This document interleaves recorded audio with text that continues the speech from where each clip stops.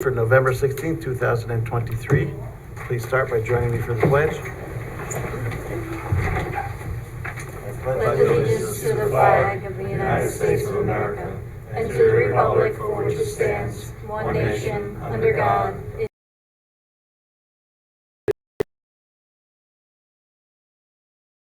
justice for all. Thank you, everyone. And for those on Zoom, just let you know we have a quorum of 6 board members here tonight. First up is the Washco Car Wash application. Is there someone here representing us in the room or online?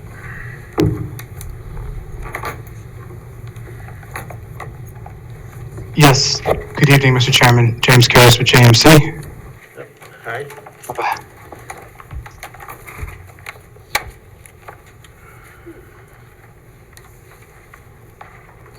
All right.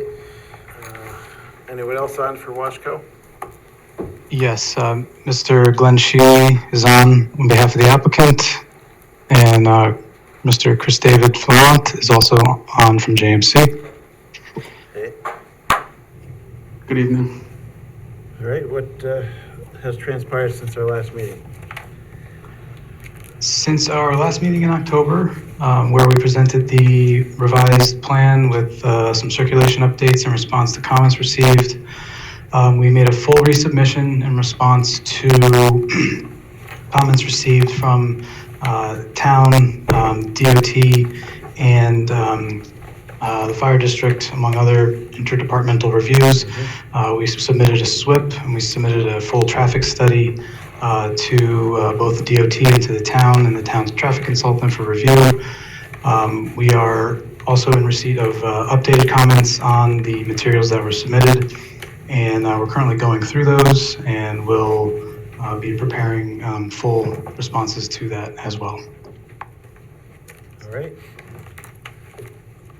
Yep, looks like you have some better traffic flow here.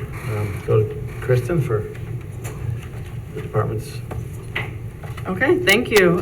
So the application is on for a public hearing this evening. For seeker review purposes, it's an unlisted action subject to a coordinated review. The planning board declared their intent to be lead agency in February 2023.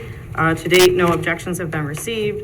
There are still a couple of outstanding comments related to seeker.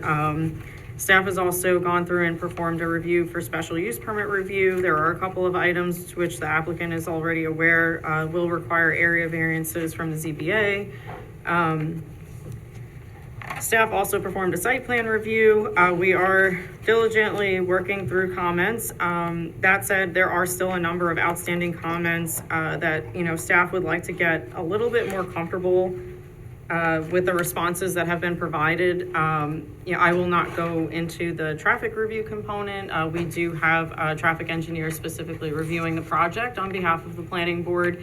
So if you do have questions about queuing or circulation, please feel free to ask them. The biggest takeaway at this point in time is that staff would strongly encourage the applicant to continue to work with our traffic engineer and DOT. There are a number of comments that, DOT needs to be brought to the table, as does the town. From the planning department perspective, I know we received sort of a preliminary set of comments from DOT, but we do not have comments yet regarding the traffic study that was provided. So that is currently underway. And given the, rather than continue to provide a submission where some comments are being addressed, staff is encouraging the planning board to encourage the applicant to perhaps meet with staff and DOT prior to making another submission, just so that we can move forward perhaps in a more efficient manner. There are, again, a number of concerns related to queuing and circulation still. We are, just not to steal Alex's thunder, but we are still in sort of the data collection process, I would say, for getting through the traffic review component before staff would feel comfortable moving forward or recommending that the board do so, in particular with a seeker review hat on. So this evening, staff is recommending that the planning board open the public hearing, adjourn the public hearing, preferably to January, and then deferring action with comments And again, AQRF is on the line on behalf of the town for the traffic review component, and of course, CPL, Andy Learn, and Yep. so on.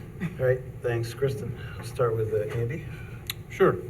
So we had a number of comments, fewer than last time, so we're making progress.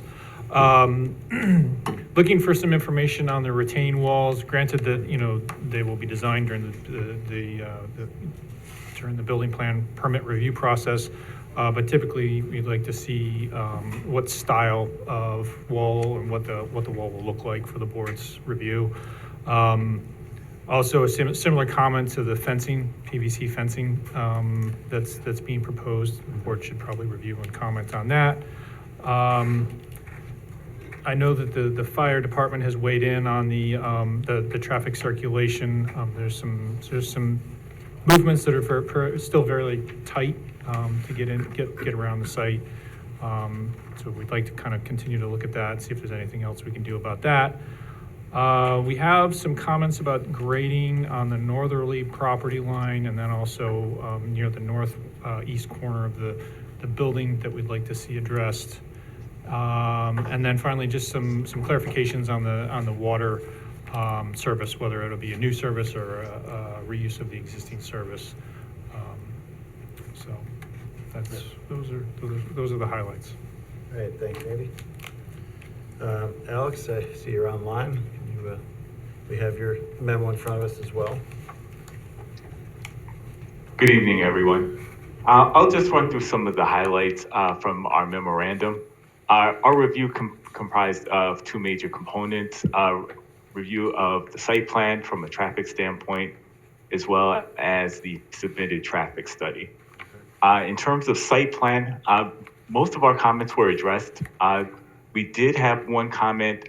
The one big standout was the parking space, which is adjacent to the actual circulation aisle, which is, I believe, it's the easternmost parking space. And in the memo on page 4, you'll see I've superimposed a traffic turning path movement shown in the blue lines, just depicting typical movements of cars trying to access that parking space. As you can see, it would require a pretty wide turn, and for vehicles backing out of that space, they could potentially back into the travel aisle. One recommendation I have here is to possibly provide some hatching pavement markings to channelize vehicles further away from that parking space.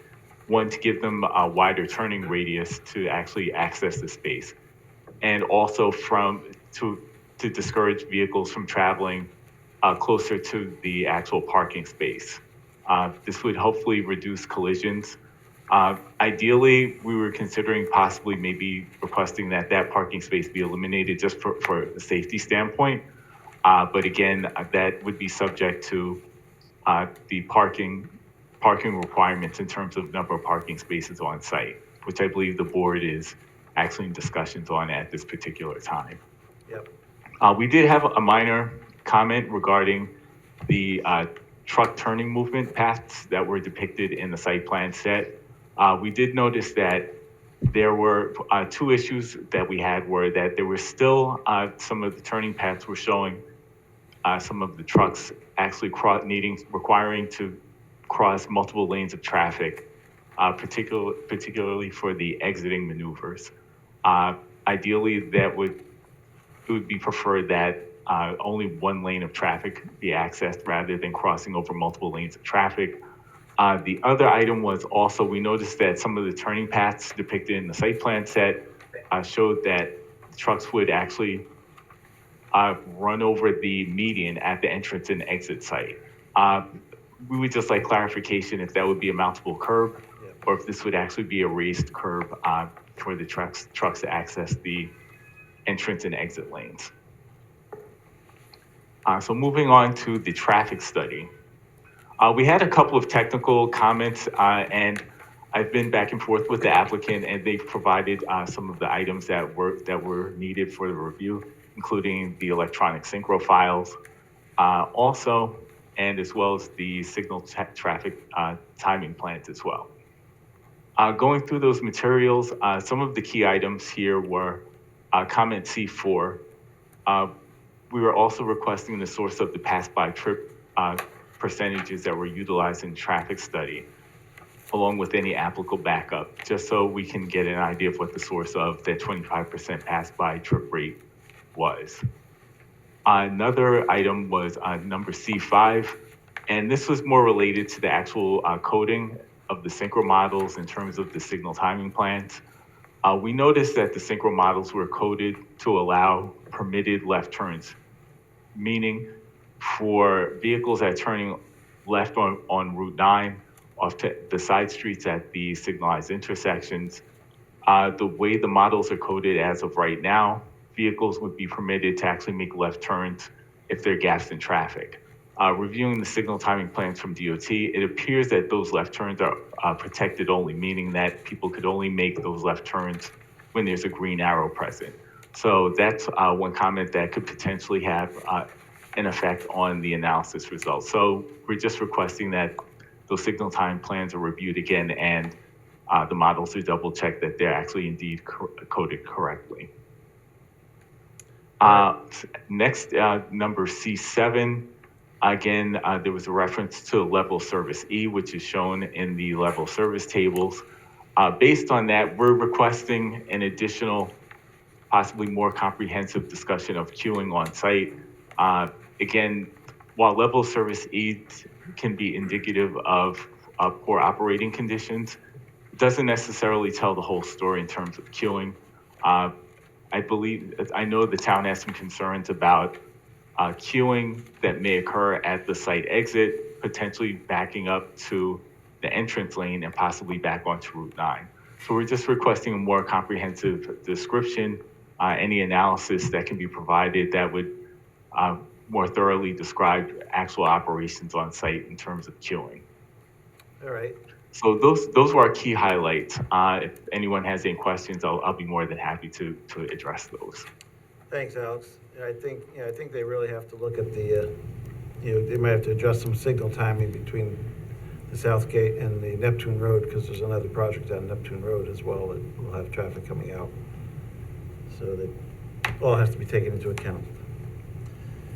All right, we are on for public hearing, so I move we open the public hearing for this project. Second. Moved and seconded, called to question. All those in favor? Aye. Opposed? Motion passes 6-0. Anyone in the audience in the room or on Zoom wish to comment on this application tonight? Doesn't appear that there's anyone in the audience. If you're on Zoom, you can unmute yourself, raise your hand, jump up and down. Does not look like there's anybody looking to comment this time. All right, and since I think we're going into the holidays here and we're suggesting an offline meeting to clear up the last items, I will move that the planning board adjourn the public hearing to January 18th, 2024. Second. Moved and seconded, called to question. All those in favor? Aye. Opposed? Motion passes 6-0. Let's go around the board for comments. Start with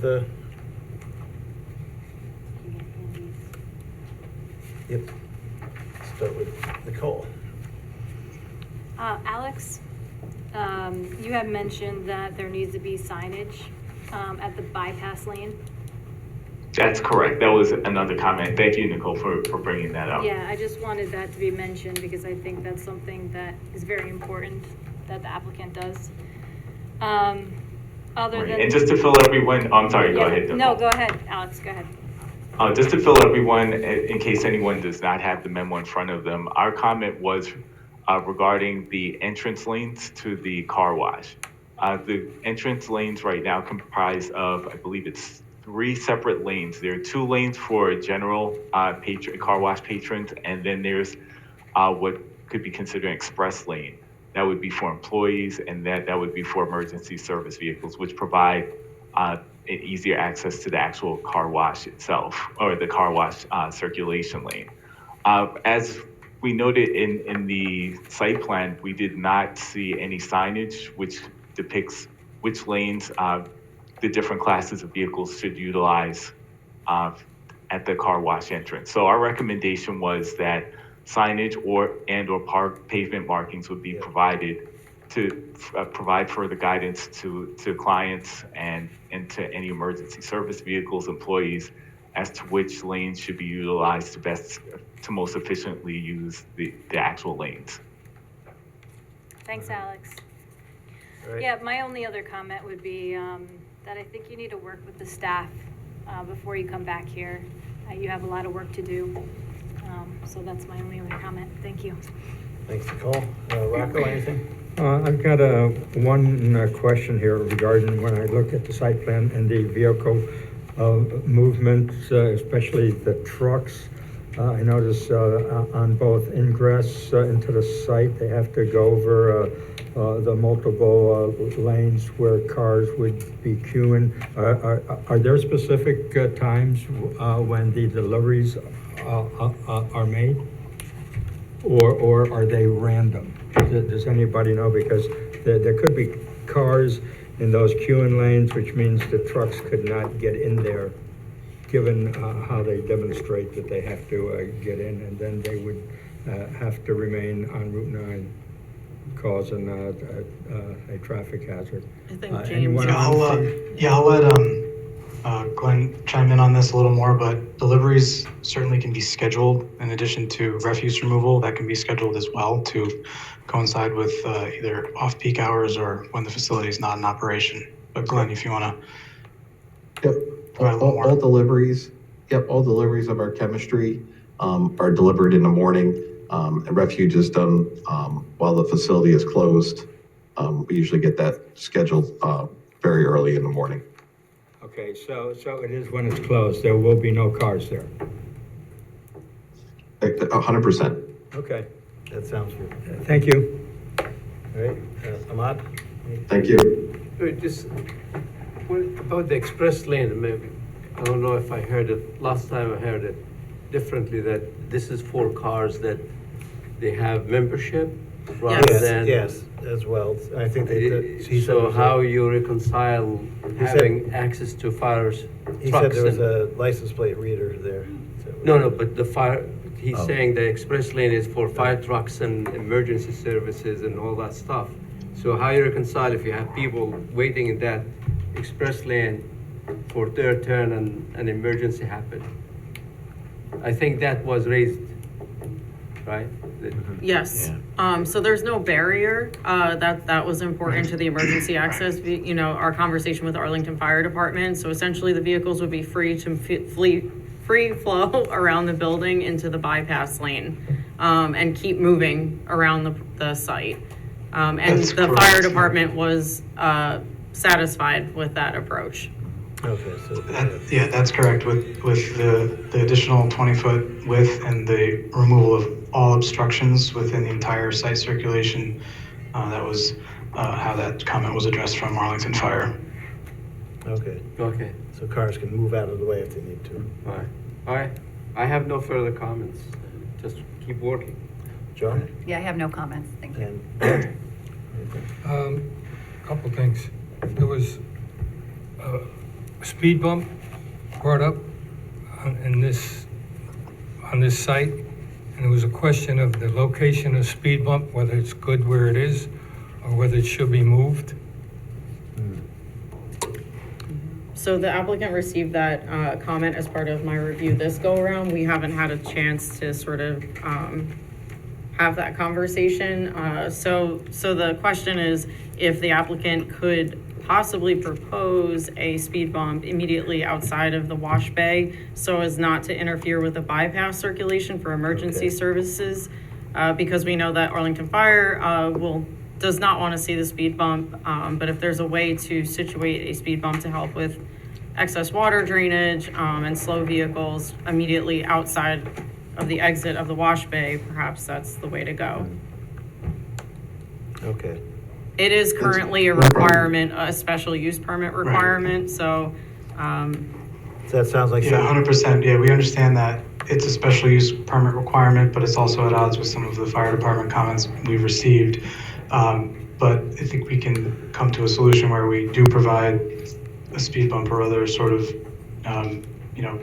obstruction there to aid in the removal of water from the vehicles. But I know Glenn will tell you that the blowers in these new facilities are incredibly proficient at what they do as far as removing the excess water. So operationally in the real world nowadays with these facilities, it's not a huge concern, but we understand that it's a requirement and we can certainly find a solution. Yeah, that sounds something you can work on with Yeah, and, staff I in mean, the if- offline meeting. If it can't be facilitated or demonstrated or proposed on the site plan, it just would require a variance. That's Okay. all. Yep. Not that's all, but just add it to the list. Anything else, Ben? Nope, that's it. I mean, I did have a question. Have you guys been to the ZBA at all to get a feel for? Okay. Yes. Okay. Yes, we went to the ZBA at their July meeting. Because I had a question of the 2 acre requirement versus 0.9, so. Yeah, it was a while ago, but they Yeah, I were know, there. so to give you Yeah. at least a feel to move forward.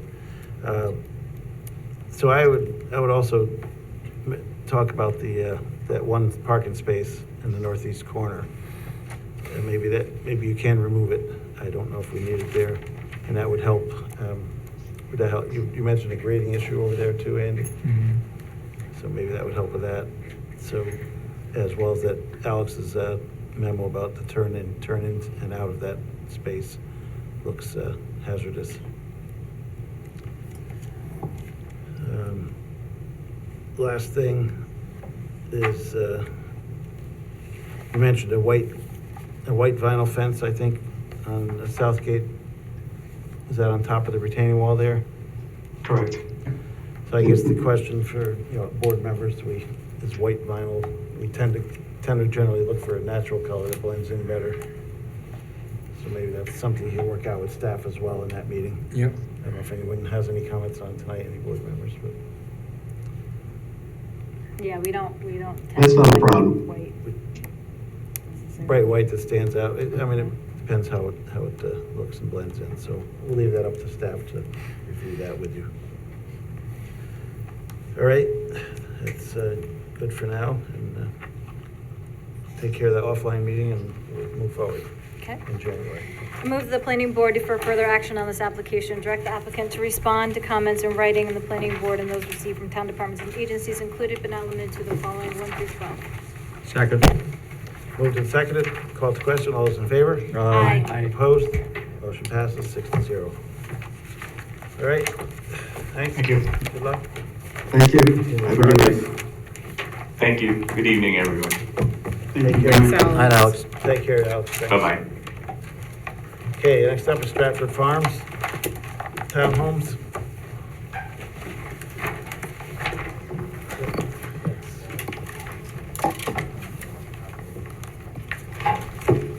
Welcome. Good evening. Good evening. Do I need to plug this in? No, actually, if you just share you're on the Zoom, I think, right? Yeah, so you share your screen. Since we're doing hybrid meetings now, you can't just hook directly to our It just system. kicked me out again. Sorry.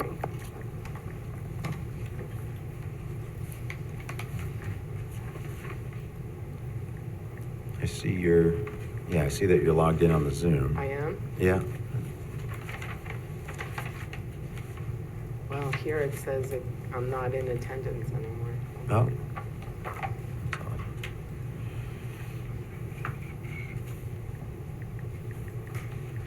There we are.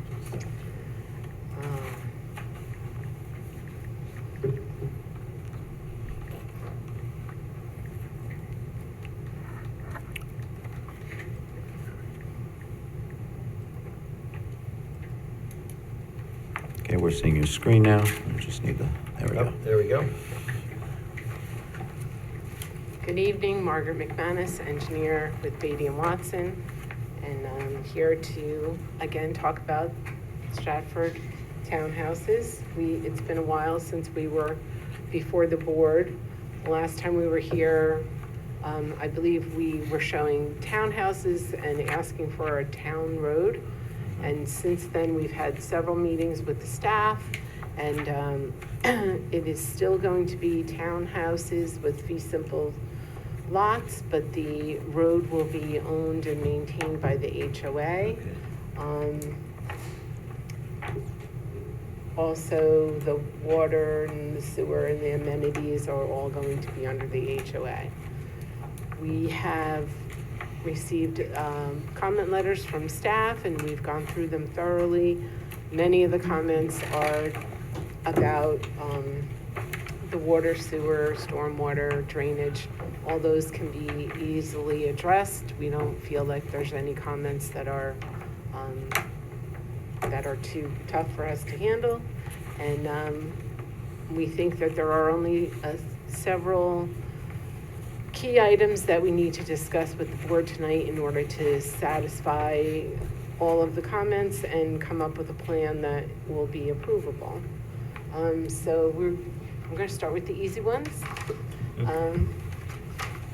So we think the mailboxes and the trash, which were both originally shown as common or together, we would like to put them individual in front of each home, the mailboxes, and also the collection of the trash. When this was originally approved in 2013, common dumpsters were still more common. People, particularly now with recycling, prefer to have the bins at their curb. We've spoken with Royal Carting. They have no problem coming in and picking up all of the trash cans at the curb. We also called the post office to find out about delivery, and they too are more than happy to go to each individual box. Okay, that was the question I had, because it's on a private road now, not public. So Yeah, we did mention that. as long as they're okay with it. Yep. So then the last two things are the common amenities, and also there was questions about sprinklers and how many units we could have together as far as the distance from the center of the fire apparatus access road or from the road. So the amenities,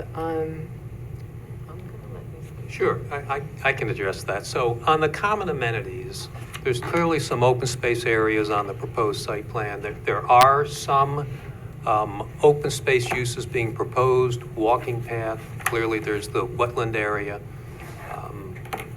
The comment was additional amenities within the open space. We'd like the board just to consider a couple of things on the site.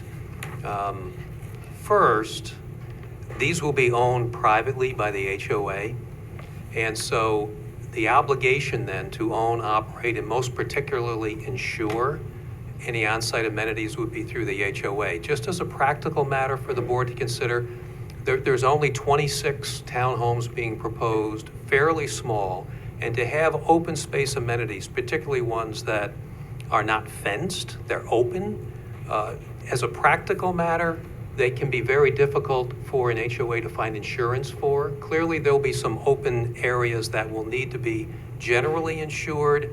Carriers tend to be a little hesitant about significant on-site amenities that may be open to the public from an insurable standpoint. So we'd like the board to consider that. There are open spaces being maintained. If the town would want us to go further and conserve open spaces, that's something we can certainly talk about through an open space conservation area that would be that would run with the land if approved. There are some limited on-site amenities. I know there's the distinction between the park and rec fee and the on-site amenities. We note that we are paying a substantial park and recreation fee for available municipal recreational facilities for the on-site residents. That, coupled with some on-site amenities being proposed, we'd like the board to consider the on-site amenities that have been proposed. There was also some discussion about potentially a sidewalk on the site in that amenities discussion. Again, that would be owned, operated, maintained by the HOA. That adds, as a practical matter, I'm sure the municipality is aware, To maintain a sidewalk in the wintertime adds fairly considerable expense, takes some separate equipment. It's not simply the plow that comes through, that it will plow the road. And so, and in this situation, this is part of the overall Stratford Farms project that has approved for 134 single-family homes with municipal roads. There are not sidewalks within the project. So this could be viewed as kind of a sidewalk to nowhere. It's just internal and just to the HOA. We propose no sidewalk, given those issues, and propose the board to consider the on-site amenities as has been submitted. And if the board would want to consider some on-site restrictions in terms of conservation easement, we're certainly open to that and would work with staff on that. Well, we'll discuss that, I guess, as we go around the board, but the previous plans showed like a sports court and a playground and things like that, so. They did, and one thing to consider too, and we've done a lot of research on the record on this, and I know there's been submittals on this. The original approval talked about 51 townhomes. I know on the approved plat, there's a plat note that says 51 bedrooms. I'm not sure where that came from based upon the review that we've done of the full record on this thing. It looked to have been 51 townhomes, 2 bedrooms each. That was part of the original review. And maybe for that number of units and residents, some additional on-site amenities may have made sense. This is going to be 26 townhomes, fairly limited. And I know there's some discussion about number of bedrooms, but my client's here tonight and he will confirm these will be 2-bedroom units. So the 26 townhomes, 2-bedroom units, with those number of residents, we're proposing the on-site amenities as has been submitted and ask the board to consider that. Great, thanks. Thank you. And so the last item that we think is of major concern is sprinkling the units as opposed to not sprinkling the units. And after speaking with the architect and the contractor, the way that the townhomes are built, there are firewalls between the units. And so that falls under a different category in the fire code. And that restriction for the distance to the back of the units, we don't think that that applies. We will definitely, between now and the time that we come back to you, have that fully vetted with the building inspector and the fire inspector to make sure that we're complying with all of the codes of New York State. My client is actually building several other units in other townships and has 10 units strung together, and there doesn't seem to be a problem with the issuing of building permits for that. We can give you a specific example on that. So my client right now is building these type of units. Is it a 10-unit building? In the Middletown. And that is in the process of a build-out right now, and the issue has not come up in terms of any fire code non-compliance. But we can review that with the building department and the fire inspector and the applicable fire department. And additionally, the way it's laid out, we're like 8 feet short. It's not like we're hundreds of feet short. If you measure to the edge of the road, we comply. If you measure to the center of the road, we're 8 feet short. You know, so we're not looking at hundreds of feet for the layout. All right, we just got maybe that's good to do an offline meeting before the next one as well. Yeah. And just iron those last couple details out, make sure the fire department's on board with it. Yes, Probably so. good. I know, I've been out that way, and I know houses are very quality constructed, everything, so this would likely be as well. And He does do a nice product. So that comes to the layout, which we're now showing 4 blocks of 6 units and 1 block of 2 units, which was moved into the middle of the middle part of the area. And actually, after we spoke amongst ourselves, if we put, I'm gonna change to a different layout. If we keep 6 units here and drop to 5 units here, 5 units here, keep 6 units here and move 4 to the middle, we actually feel that this layout is very symmetrical and provides, it actually provides 150 feet to every part of all of the buildings from the center line of the road. so that helps solve the fire issue. So we solved the fire issue. anyway, even if we don't need to solve the fire issue. The one thing I did move was we had 6 parking spaces here, when we moved 3 over here. Yep. We could certainly look to see if there's other places where they would be more amenable. At the last planning board meeting, one of the questions was that we didn't have enough common parking spaces. So we did add over here, there's 13 parking spaces, and within the site itself, there's another 13 parking spaces. They So look to be we, spread out there. so. yeah, we substantially increased the amount of off-site or non-unit parking on the site. Sounds good. Accommodate visitors. Correct. Yeah. So again, some of the comments were about easements, agreements, landscaping, lighting, elevations, all those things we think we can work out with staff, and that, you know, the agreements would be a condition of the approval. If there's anything specific that anybody has questions about, we certainly would like to answer them. Okay, thanks for the presentation. We go to Eric for his staff's view of. So this is on for a public hearing again, continued from last March. For subdivision, it's on for subdivision and site plan. We're still working through seeker. This plan does seem to progress the application, and I think Margaret and Andy encapsulated some of the remaining issues. The staff memo does highlight some of the issues that you mentioned with regard to, just as one point, I believe somewhere in the application it referred to 3-bedroom units in the application in the update that we received. So if it's 2 bedrooms, I would ask you to please make that clear for next time. We'll do that, thank you. Yeah.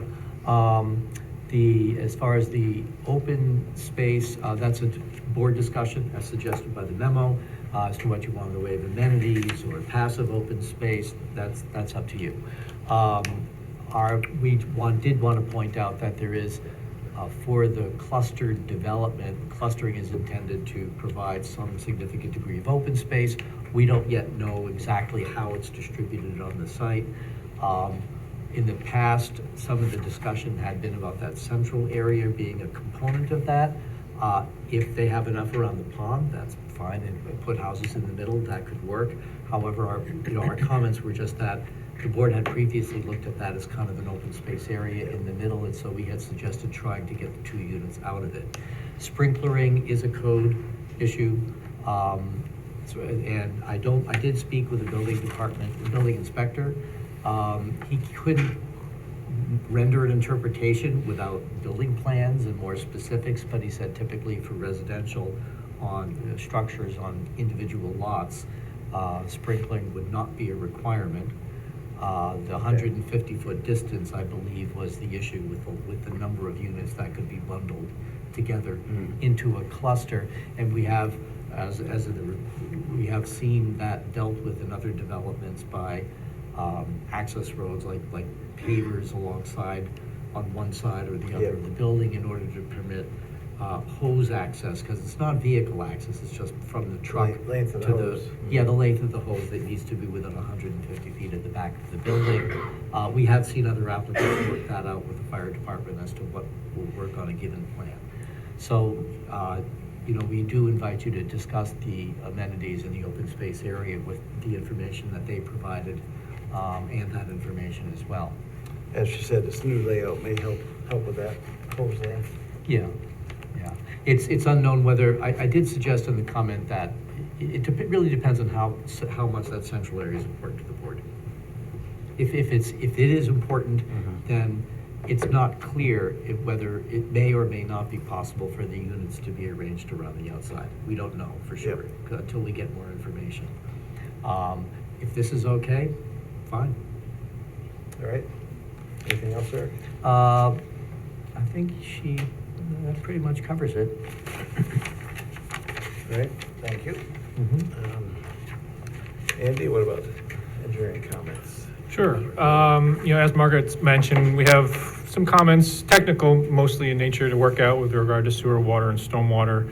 We would like to see the water main configured so that it could be extended across Hillside Terrace to Hillside. I thought we had done that, so if we didn't, Yeah, well, with the water meter pit and the in-between, that we just have to Okay, yeah. reconfigure that. That's not a big deal. Yeah.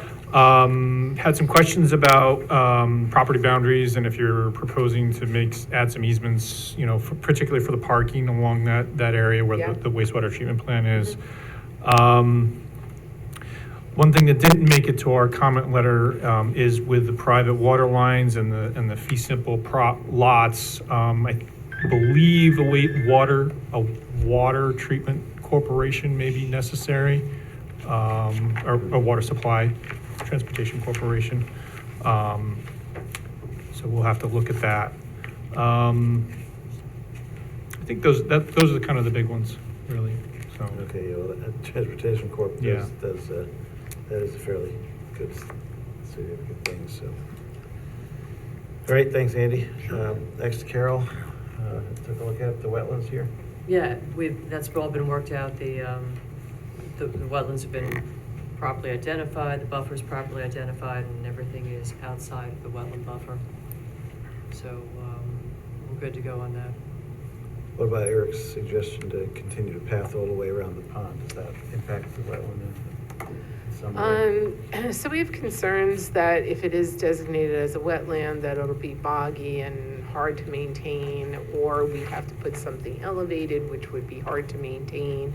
We think that the looped areas provide like a nice area. You come down, you go back, you want to walk more, you can go the other way, If you did want to put a loop trail, that is permissible by the town code, and there's really only one spot where there's some water that during peak season, like springtime, where it flows from the one area to the other.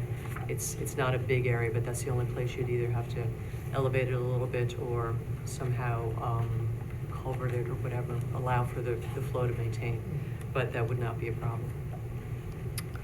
Okay, we'll see what board members think, if the looped trail looks good to them or not, go around. All right, thanks, Carol. It's on for a public hearing, so I move we open the public hearing. Second. Moved and seconded, called to question, all those in favor? Aye. Opposed? Motion passes 6-0. Does anyone in the room wish to comment on this application? Can you unshare your screen at this point? See if we can see anybody on Zoom who wishes to comment. So if you're on Zoom, again, you can unmute yourself or raise your hand.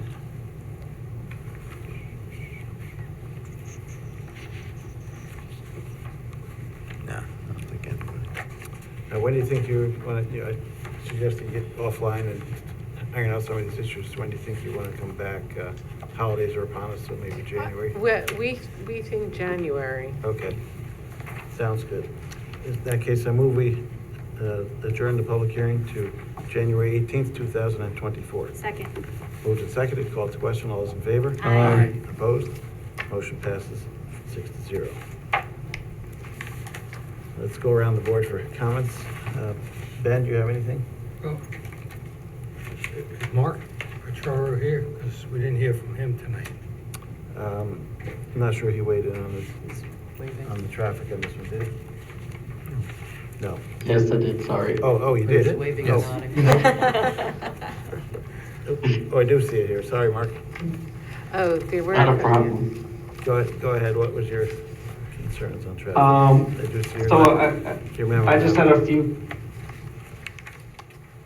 Can you hear me? Okay. Yep.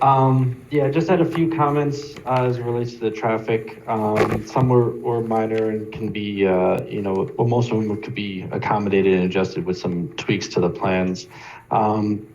One was the potential future emergency access to Knollwood Lane. The curbing for that continued access should just either be called out as depressed or mountable. Obviously, that would need to be coordinated with the fire department.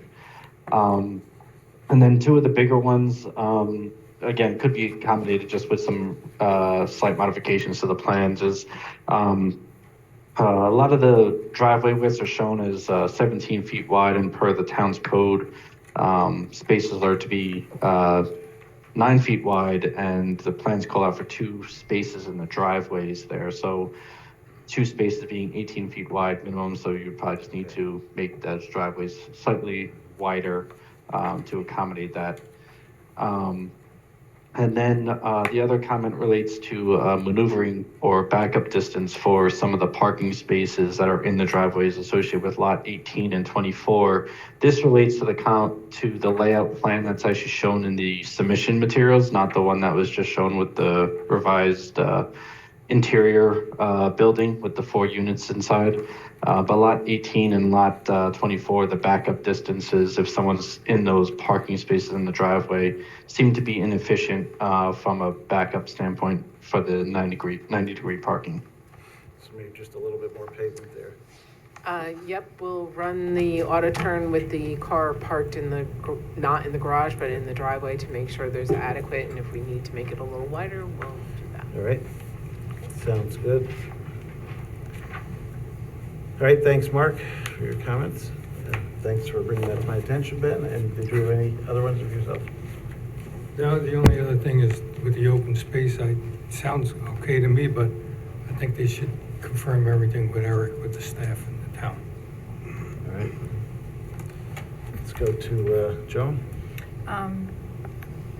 Yeah, I found your argument very persuasive with the amenities. If it's going to be a 2-bedroom project, I don't have an issue with not having the amenities. I do like the idea of the proposed easement in exchange for that. Also, just looking at the layout that you had, I don't know if it might make sense to discuss with staff, maybe putting a heavier vegetative screening on the roadway in, since there's going to be 4 units there now, and you come in and you're seeing the backside of them. Just a thought. We did discuss that. Okay, but other than that, that's all I had. Yeah, that sounds good, screening.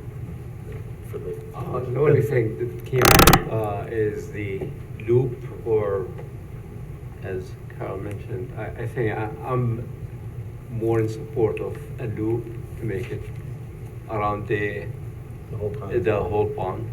And it looks better for runners and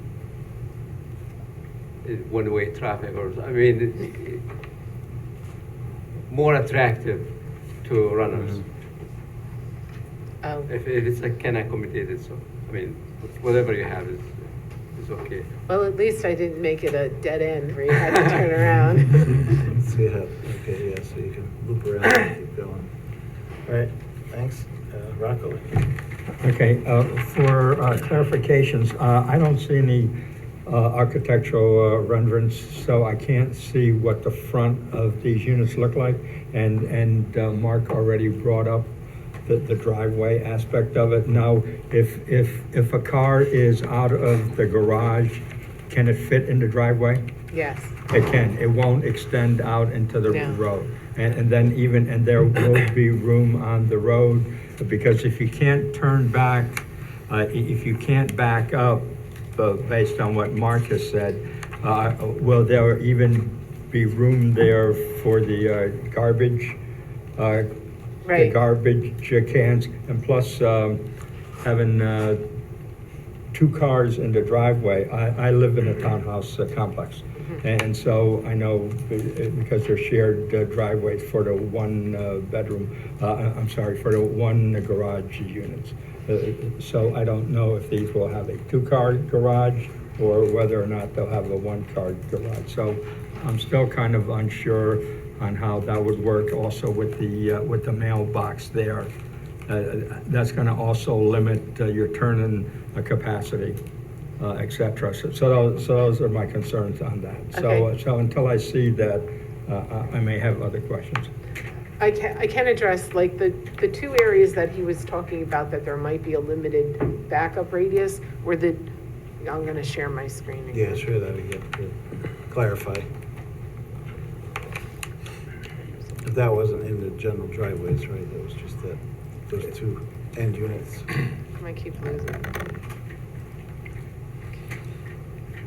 But if you make the driveways 18 feet wide, then that gives the room for 2 cars to be side by side.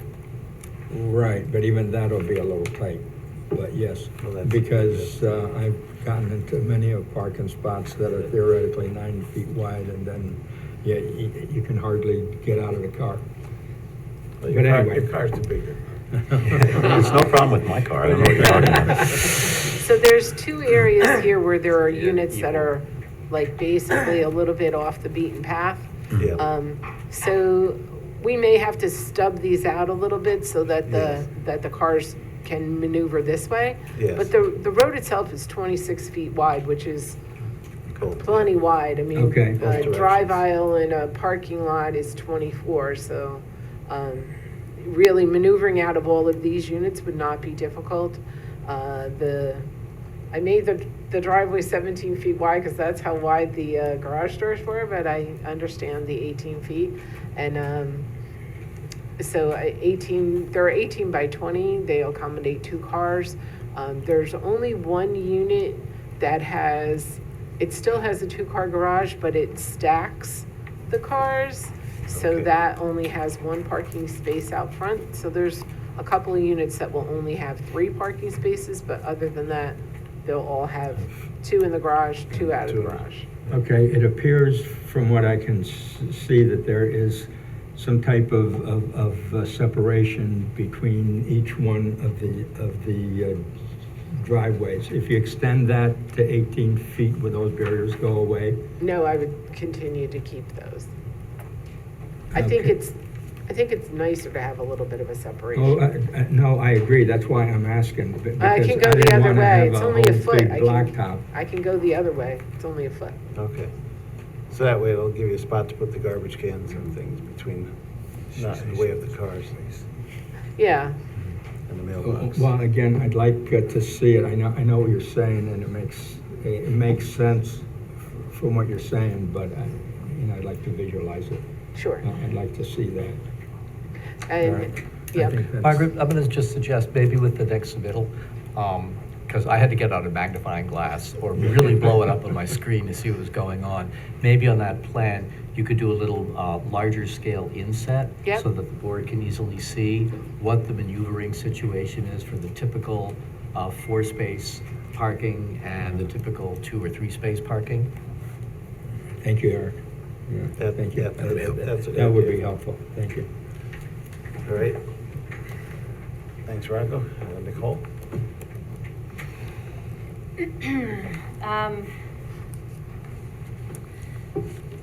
I think you might want to go with the other design that you showed before. Only because The 2 there? with the fire department, they're gonna want a little bit of space between these units. And that would help, this one, yes, the and that 4. would help with not having to sprinkle, right? Causing you more money, right? There was a comment from the Dutchess County Planning Department stating that you had hot spots with your lighting. So you might want to check that yes. and, and give us some new info on that. Yeah, I think that's it. As far as amenities are concerned, I don't know that you have a lot of space to do anything further than a little trail or walking thing, either around the pond or not. I really, Just what they, yeah. That's what they have now. What you have now really is fine, but you do have runners. I would probably like to see the whole pond circled around. Yeah, that's pretty much it. You guys covered a lot. There was a lot of questions that were already asked and answered, so that's it for me. Mhm. Thanks, Nicole. I think we discussed most everything that I had on my list as well. Mail, trash. Path. Double check. Yeah, things changed quite a bit, making it a private road and everything, so that answered a bunch of questions, so just have one more offline meeting with staff and close up this last issues, and I think you're good to go. Appreciate that. Okay. I move that the planning board defer amended final major subdivision and amended site plan approval subject to the following. Respond to the following said responses to reviewed by the planning department as to adequacy and completeness included 1 through 13. Second. Moved and seconded, called to question, all those in favor? Aye. Opposed? Motion passes 6-0.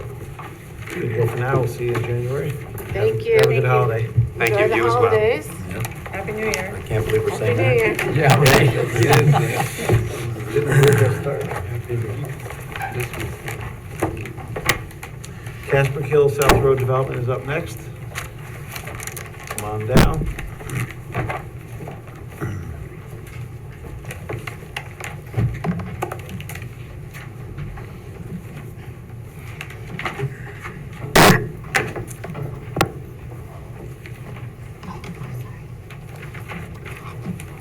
Give me an extra chair there, we're good.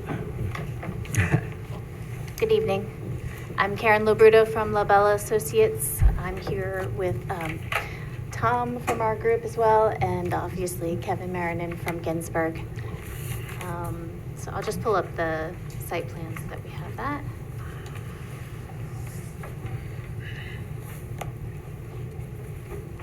So we don't have any major updates for today. As part of our submission for this meeting, we had included detail about the amenity areas, specifically the tiered seating area in the southeast corner of the site, as well as moving the pump station to the rear of the site by the supermarket. And we understand that there are a number of questions still surrounding the tiered seating area, as well as other amenities and queuing around the fast food D2 up at the northwest end of the site. And so we will prepare to respond to those in the upcoming submissions. All right, thanks. Yeah, I wasn't sure you were gonna come back this quickly, but we'll get through this. So we'll take a look at the updates. Go to Kristen. Okay, thank you. Yep, so we're continuing to plug along in terms of the review of the project. It is on for public hearing this evening, seeker review for type 1 action, lot line revision review, site plan, and architectural review. The applicant has, again, diligently been working along to address several comments. That said, we seem to be, as we address a couple, we end up finding a few more.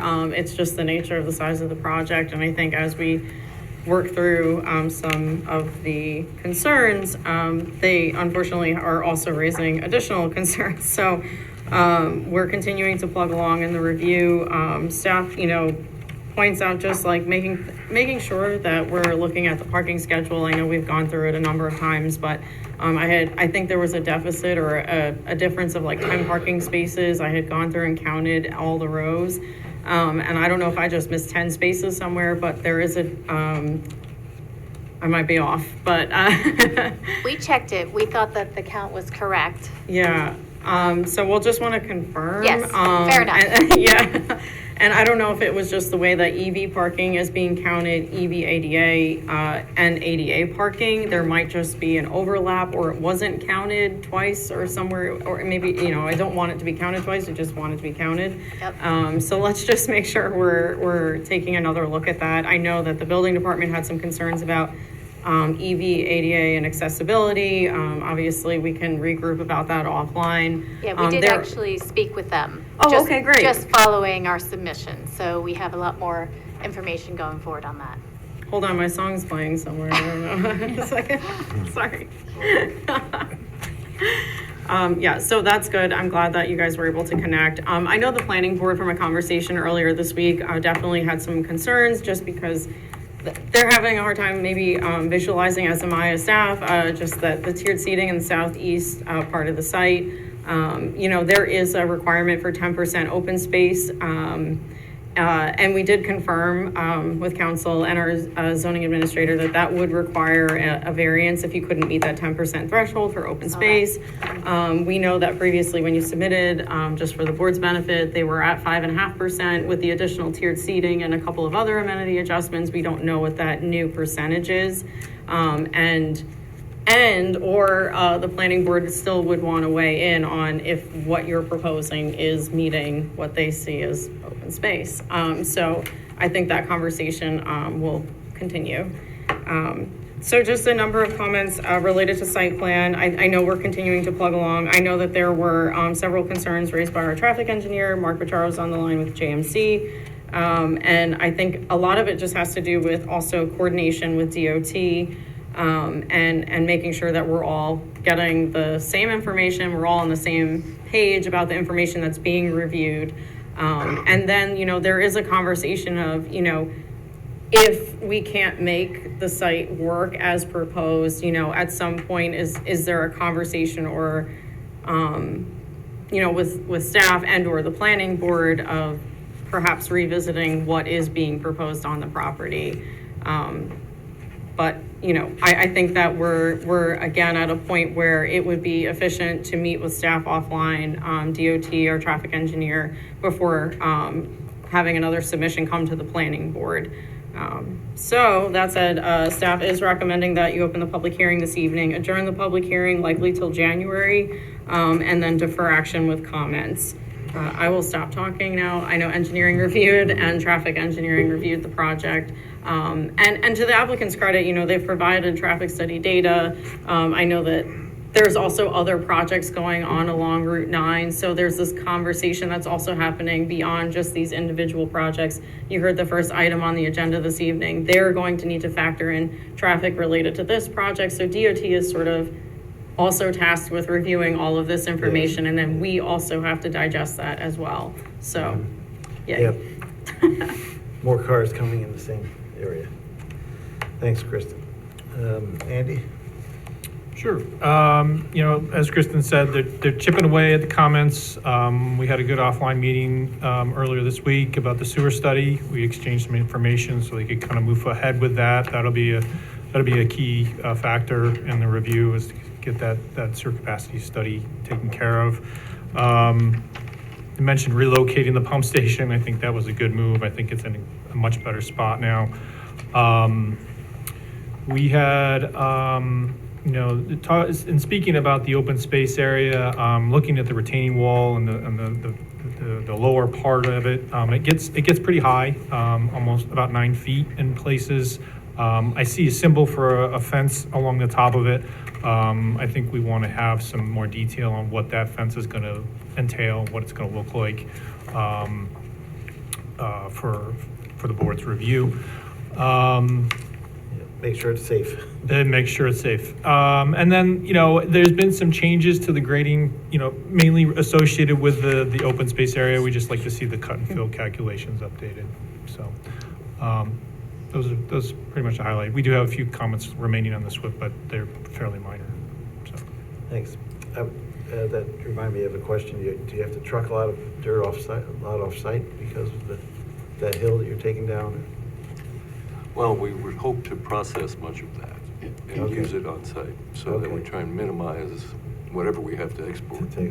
We certainly don't want to buy more stone. We got enough stone.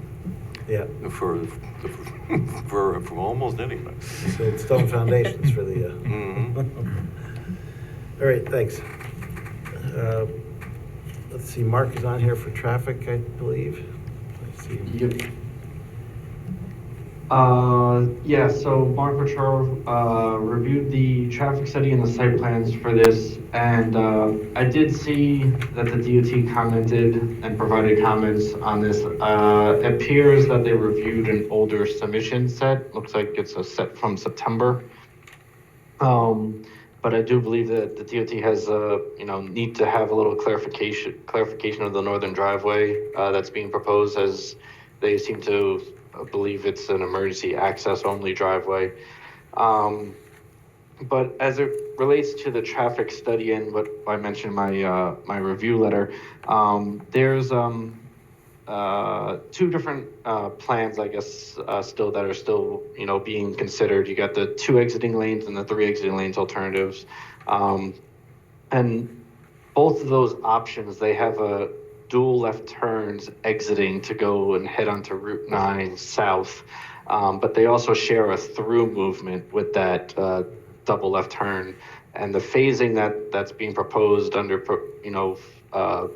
proposed conditions at the Neptune signal, it appears that there would be a conflict, as there would be a common phase with Neptune across the street with the dual left turns with the through lanes too. So I think that needs to just be worked out. I think that's something that just needs to be refined and reanalyzed in the traffic study, because it's likely that the both side streets, Neptune and the side driveway, would need to go at their own phase, operate as split phasing as we call it, which would have an impact also on operations on Route 9 in general.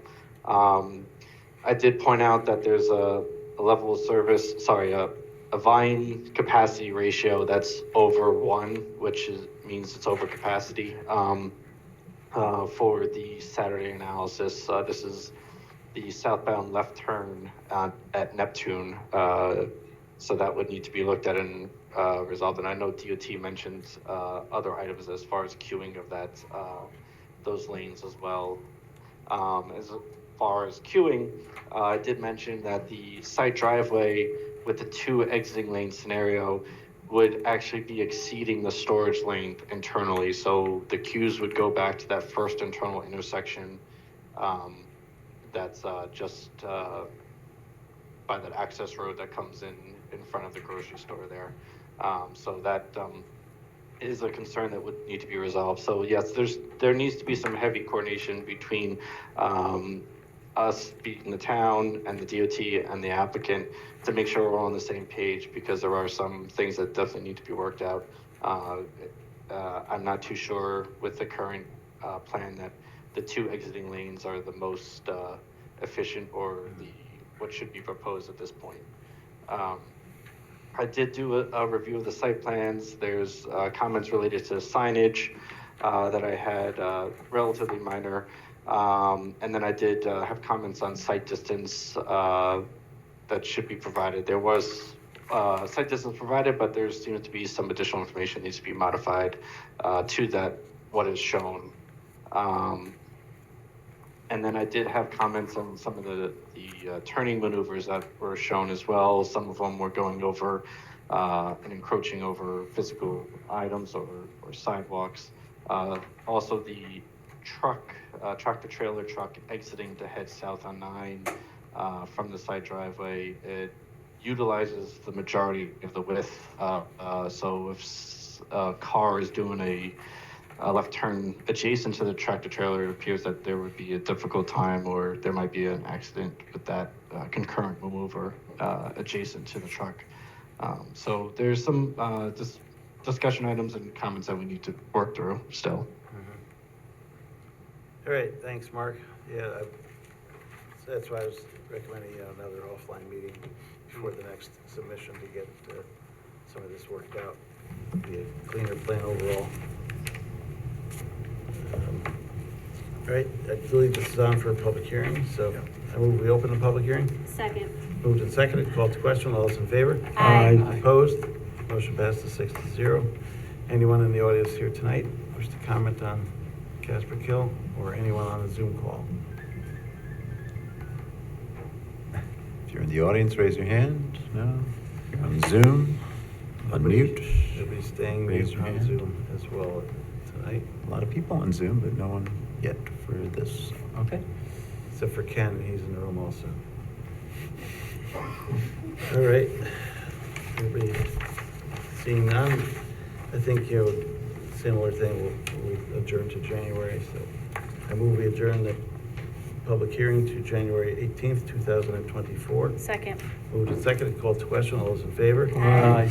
Opposed? Motion passes 6-0. Let's go around the board for comments. Start with Nicole this time. Okay, when we were just talking about open space, I think right now you guys are up to 7%, right? Yes. Is that right? Yep. Yeah. So, yeah, I mean, like we stated, you can get a variance, or you can try and find something else that would possibly fit that box. I don't know what that would be, but, I don't know. Let's see, what else do we have here?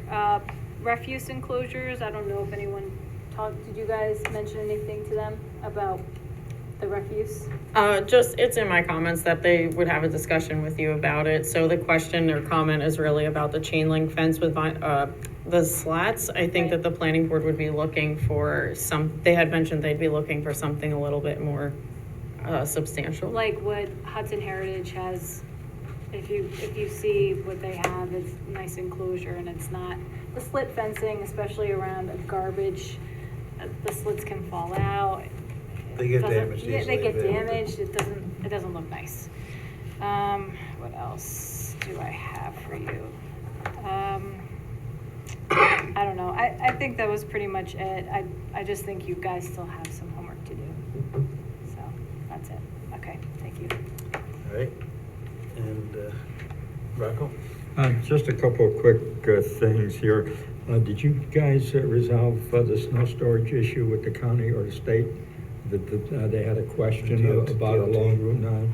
No, and in fact, we haven't received any comments from the DOT, so I don't know if those just haven't been passed along to us yet, but no, that's part of the overall DOT conversation, which to date hasn't occurred yet, not because we're not trying, it's just they've been very busy, yeah. Yeah, it's Sorry, tough when you're again, nothing we can do about that. Yep. Yeah, and the other thing was, I know that there was some discussion about the EV stations. I can't tell on the plans here. I assume that they're going to be clustered around where the residential areas are.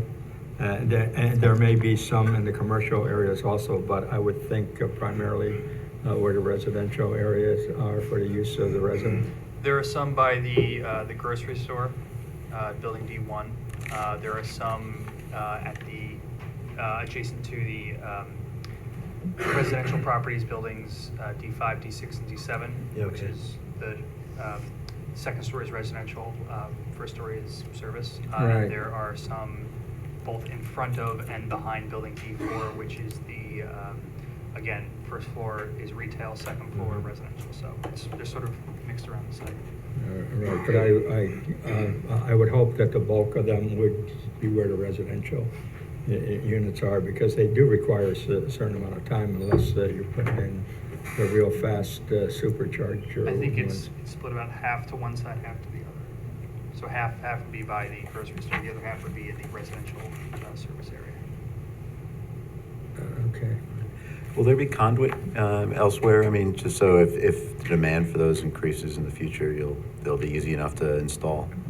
Is that something you've considered yet, or? We haven't shown anything as far as that is concerned. All right, you might want to think about that, just because it's easier to plan ahead, and especially on a larger project like this, than try to rip it up later, so. Yeah, other projects have just added extra conduit in so they can pull through. Right, pull so through do you ours, have too. a number of EVs in mind? I'm sorry, charging station, EV charging stations? Yeah, I believe it's 16 is what we are currently proposing. So 8 and 8? Which is the what? Uh, 8 so- and 8, yes. 8 and 8, okay, all right. Yeah. Yeah, I'm not sure. if that Demand may works so well. increase depending on the. Yeah, I would think you'd still want to have more by the residential units, that's just my opinion. But right now, it's probably not, but then. Right, I mean, right now, Going we don't forward. know so much, so until we get your final plans and to see some architecture. Remember, it's only 26 dwelling units, Right. so it's not Yeah, a lot of that's dwelling right. units. And some people like their gas cars. Oh, no, I realize that, but having EV, 8 EV chargers by the supermarket, they'll be there all day shopping, which might be a good thing. Thank you, that's it. All right, Ahmad? No comment at this time. Yeah, I have nothing at this time. Ben? Everything's been addressed that I had.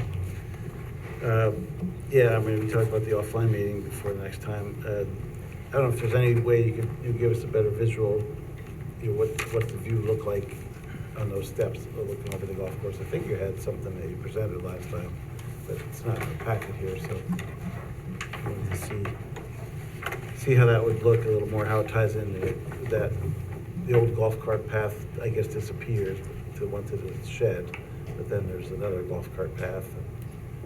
How does that tie in? As I think Rocco had mentioned, that old jogging trail that's around the course.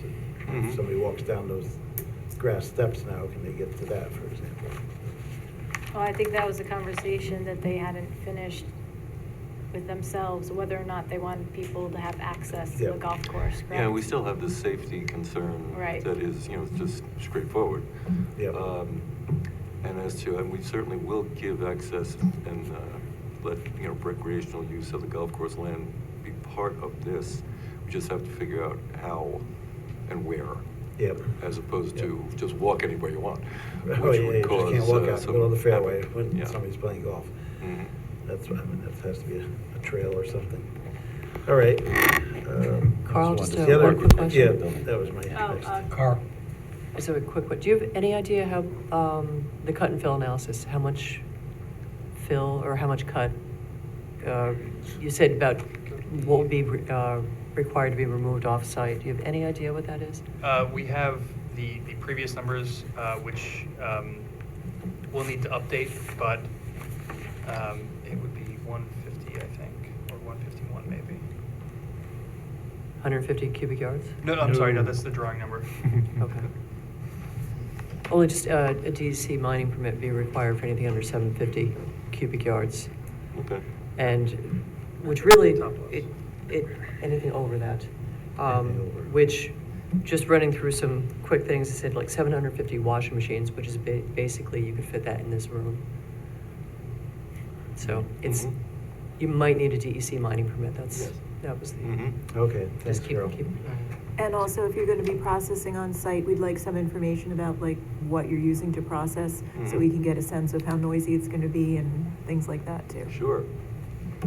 Those processing machines are usually come licensed, and they're operated by the specific company operation. It's not.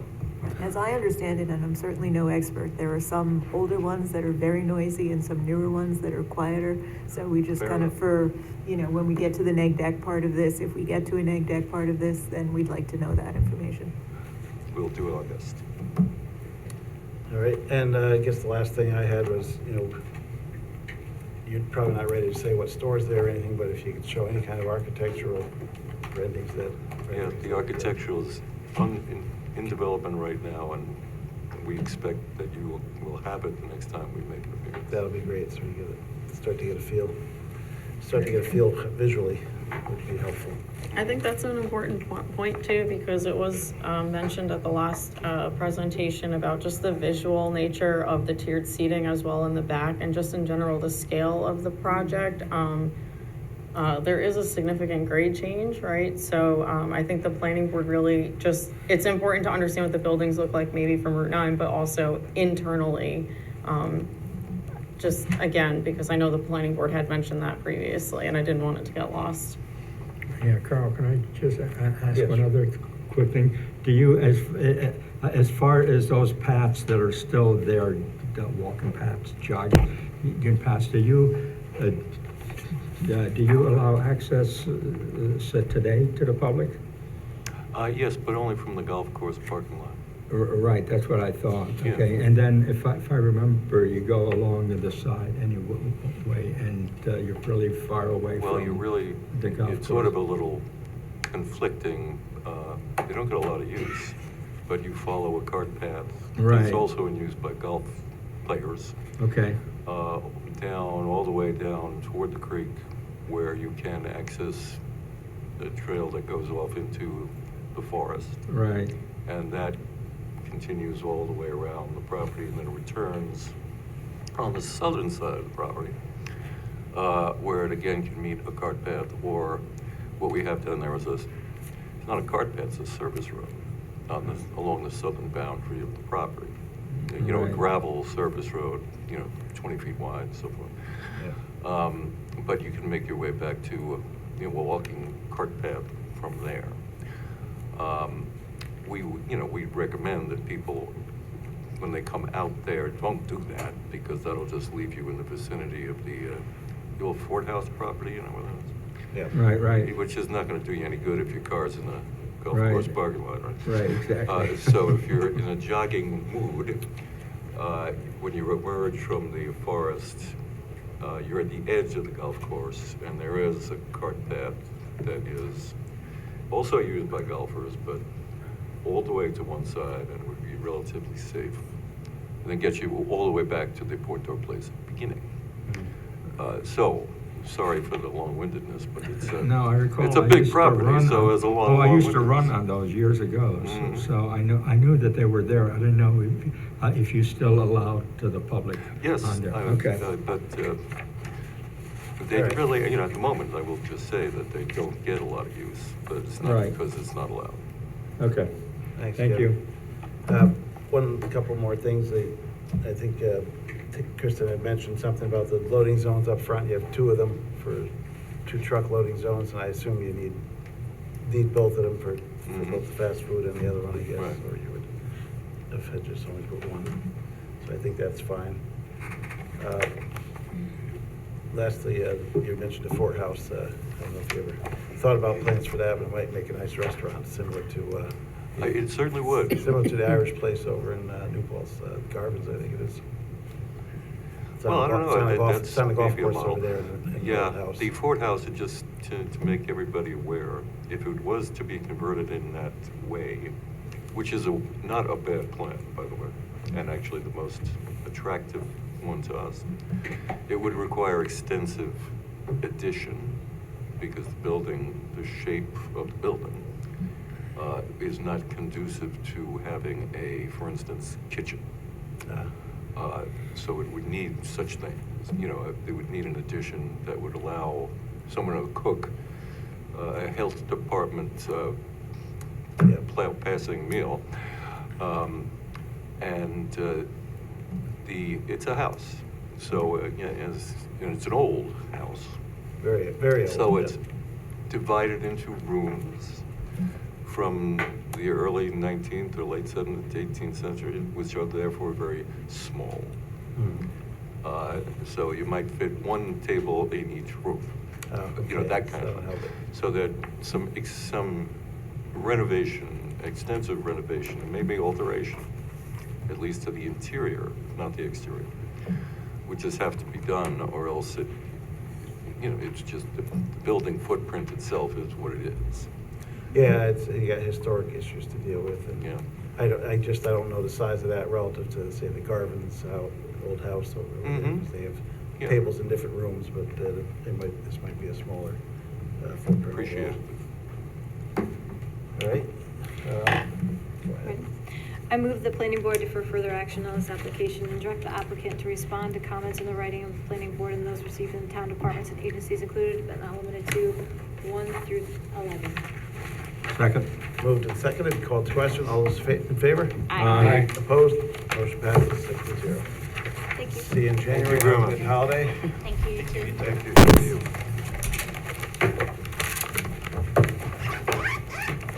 Next up is Duchess Roots.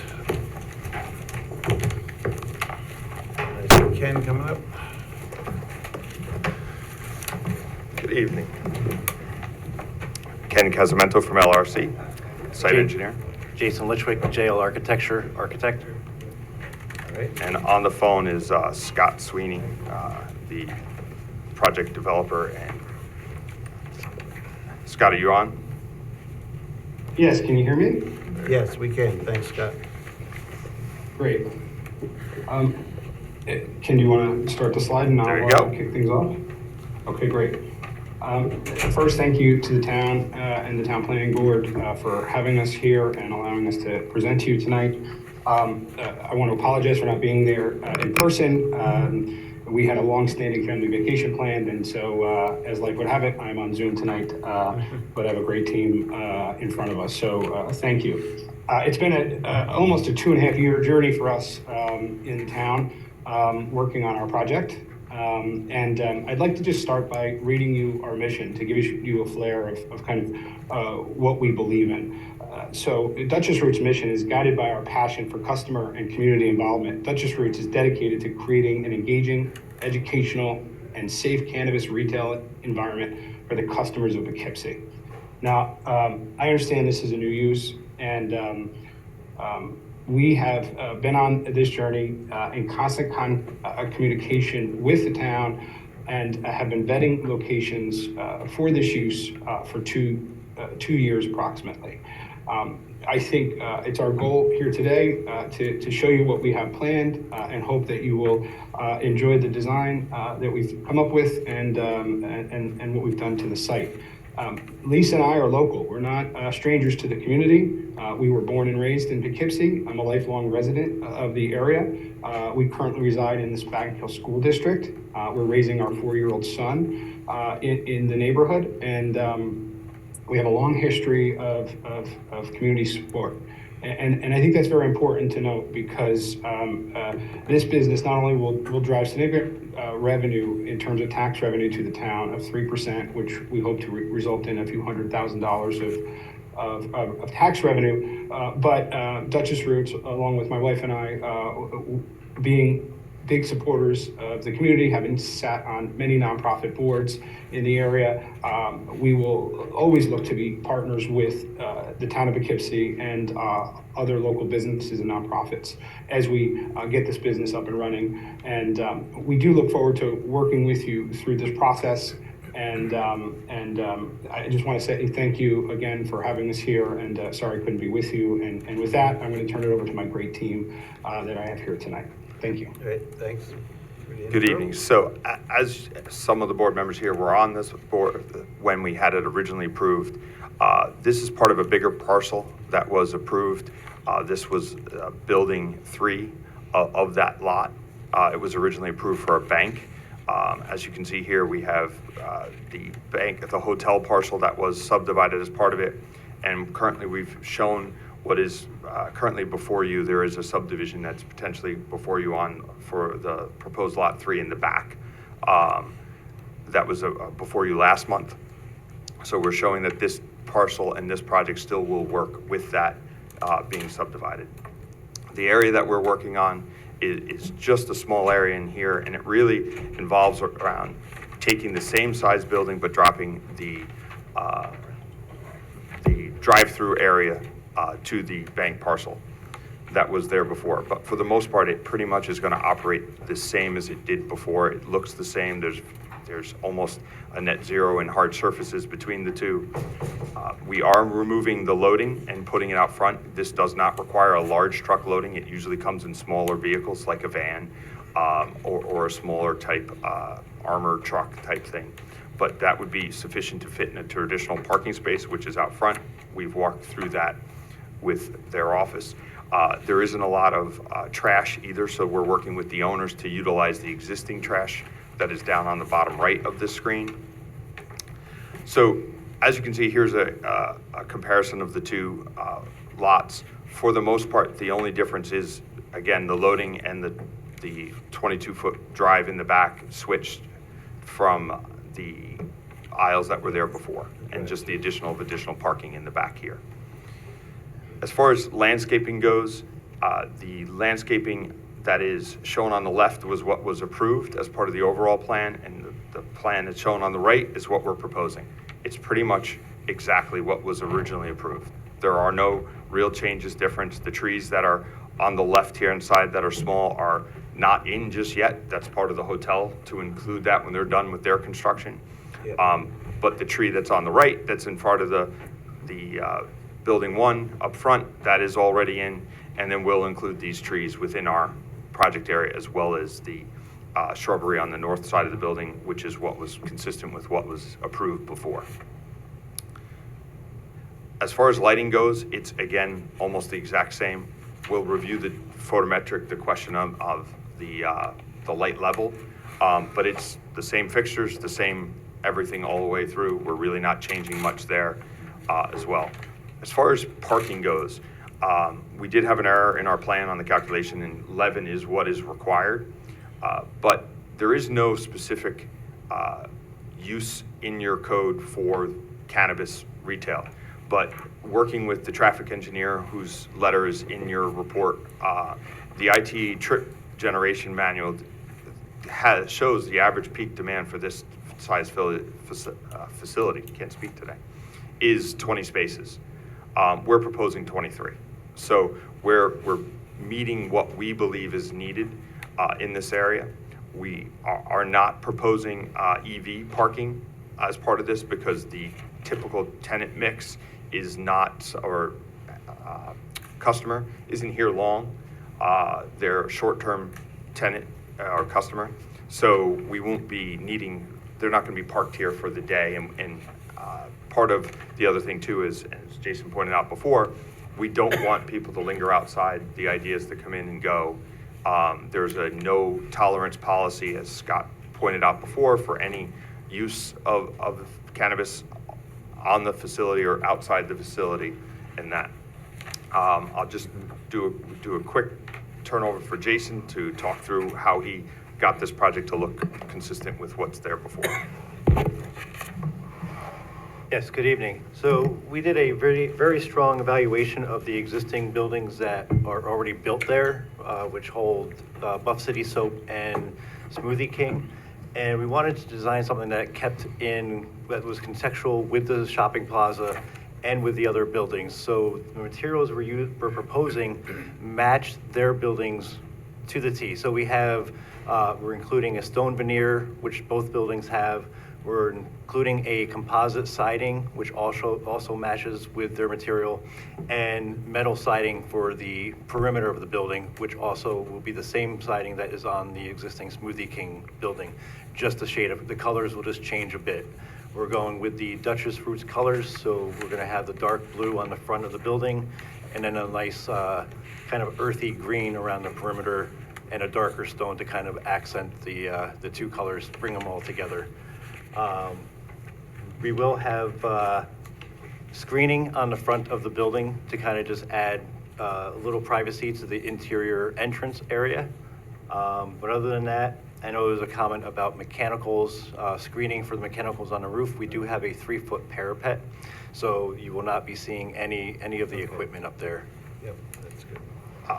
And one other thing to note is just kind of where it is today with the hotel and the buildings up front. And you can see how Jason has matched that front architecture to what is up front on the facility there. Water, sewer already installed, already certified, stubbed for this parcel. So there's very little small connections for that there. As you can see, these are the as-built from up front. So the majority of that, the infrastructure is all here. It is a very minor change to what is there. So it's really just an infill project. So with that, I'll turn it back over to the board. Thanks, Ken. Thank you. That does make it easier to have a site already. Kristen? Okay, great, thank you. So the application is on for a public hearing this evening.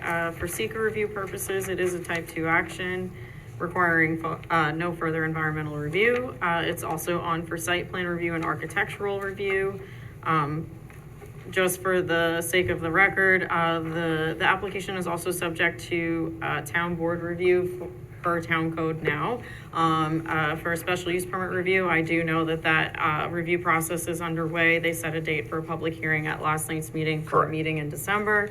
And so any approval that was initiated by the planning board or provided by the planning board, that special use permit requirement would be a first condition, but that's likely coming first anyway. Correct. That's the way that this should go.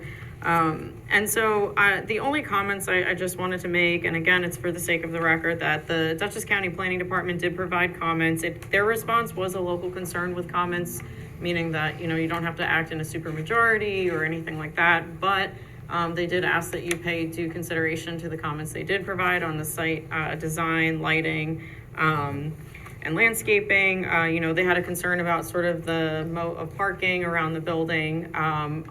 Staff recognized that this was previously approved as a larger site plan. The use has changed, so I don't know if there was any consideration given. And again, that's a conversation you can kind of have with the board if they ask. Thank you for pulling up the specifics on the parking. Yes, we don't have a specific cannabis retail use in our code, so it does then default to off-site just generically for BH, so it is a lesser requirement. That said, the planning board is also tasked with balancing the off-site with what the intended use is. So there is sort of a balance that needs to be struck. Is it 11? Is it 23? Is there somewhere in the middle that might be able to then additionally accommodate additional landscaping? That's just a conversation I'd like for the applicant to have with the board, given that those comments were funneled in through Dutchess County Planning. For planning department purposes, you know, I think I'm just really looking for you to tighten up the plan set. You have already hit on the refuse enclosure and that shared use component. And you know, I mean, do you think that would be sufficient? Obviously, you could always increase the number of trips and pick up. I'm looking at you. Looking at Kevin and behind you. And then also the parking I hit on and the use. Also, just there was a note about potential future connection. So that will remain. It will remain. Yes. Okay, great. Thank you. Yeah, no, just the lines didn't show up on the plan, but we'll put them back on because we intend to resubmit to be back on for December because it'll fall right after the town board. So hopefully we can move forward there. Yeah, every time I go there, and if Jersey Mike's or whatever, and I gotta go back north, I gotta lead my way through the gas station and everything, all the way around through to get, So to get again, the northbound exit. So next time they come in, don't let them go away. It was so easy. If they had a straight connection there, that would be. Yep. So if I And can. then I was just going to finish up, just that the planning board, staff is recommending that the board open the public hearing, adjourn and defer with comments. We're essentially just looking for a little bit of a cleanup on the plan set itself, and then obviously you're before the town board as well, so that's it. Just the tenants in the building in front of it use very little trash. There's no restaurants up there, so that trash receptor is not used very often. It's very dissimilar to the other one that does have the restaurants there that it used more often. So there's plenty of space for that. Sure. As long as you have a legal agreement to use it both. Well, It's all one parcel. It's all one parcel, so and they manage it. So not an issue, right? Okay, great. So one of the things with parking, if I can address that real quick, as we put in here, the trips generated aren't high, but they are quick. They're not. You're not here for long. You're not here for an hour and a half, 2 hours. It's intended to come in and go out. So we're trying to keep those uses more within our site rather than sharing people across. So you have people walking away where. Scott has a better ability as the owner to manage people on site if they're going outside and they're using cannabis. If they're right outside in the parking area, they're there, we can see them, he can see them and ask them to leave and remove them from the premises. But when they start to park further away, because there is no parking close, where you would in a shopping center, it wouldn't matter to walk by and walk over, it has less ability to police that. So we're trying to work with what Scott believes, and Scott can chime in as well. He's worked with other facilities in Massachusetts and back and forth to get to this number that we feel works for this facility. So that's why we're trying to keep it in our quote-unquote project area, so to speak. All right, thanks for explaining that. Yeah, and I think too, you know, believe it was previously approved as a drive-through, and with no need for additional landscaping. And I think the town cannabis code, you know, the town zoning code that was passed recently in the summer did prohibit drive-throughs for this use. And so, you know, we thought, obviously with this being new and with our research, that that parking number was necessary. Thank you. All right, thanks, Scott. All right, Andy? Sure, we didn't have a lot of comments, you know, mainly, you know, having to do with ADA access and some curb cuts, erosion control. You know, and I guess probably my main comment has to do with, you know, providing some sort of a logistics plan to keep this site separate from the rest of the project during construction, particularly since the hotel will likely be open or soon to be open when this is under construction. Yeah. So. If I may share again, and we'll just talk through that real quick, if that's all right. Because I believe when you look at, bear with me, get to the aerial again. When you look at the way this sits up, it actually works really nicely because this is its own little entity. The main drive that's here will be able to function for the hotel. just like when we built the back, there'll be a chain link fence around here at the edge of the parking, so it'll have back access to the employee parking behind Buff City Soap in that area there, and the trash enclosure. So everything will really work within what you see as grass now. There may be a site trailer or something that's over on the parking on the other side, but all access around will be accessible. Any gates that we put up to block that rear drive would have fire department gates on each side so they can drive through should the need be to get through that area. But logistically, these parcels have been set up fairly easily to work both of those lots with the operation of the facility around it. All right, thanks, Ken. Mark Petro is also on and Yep, did review that's- this. Okay, mine is. just wanted.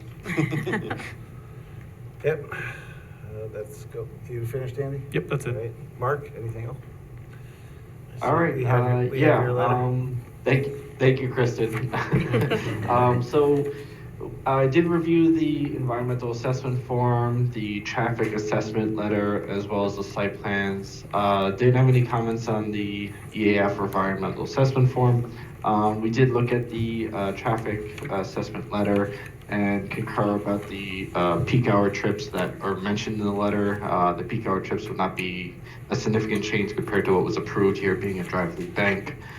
We do think there's a clarifying statement that just needs to be made by the number of proposed parking spaces in there. But I believe Ken already mentioned that in the presentation. As far as the site plans, we did have some comments, mainly they're minor ones related to signage, which are pretty addressable. And I believe Ken addressed some of my other lingering comments, which were about the future cross-access connection being proposed still, as far as a potential future. The loading space that was in question, Ken mentioned in this presentation, as well as the trash enclosure. Not too many comments on my end, but we're pretty much addressed a lot of it during the presentation. Yeah, I mean, so the loading zone that, you know, that Mark is showing in his memo there, that encroaches a little bit on the connection point, so that, as long as that's not in the way. Yeah, we'll make sure, we'll look at it again, but the connection on that bottom side, the loading zone that's there in his plan was the one that was approved. Okay. Correct.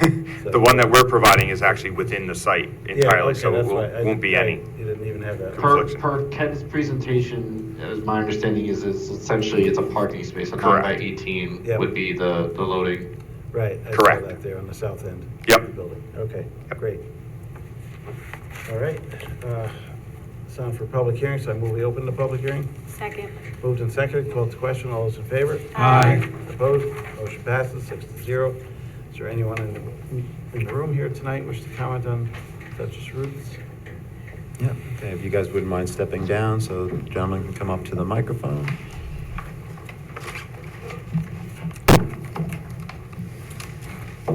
State your name and.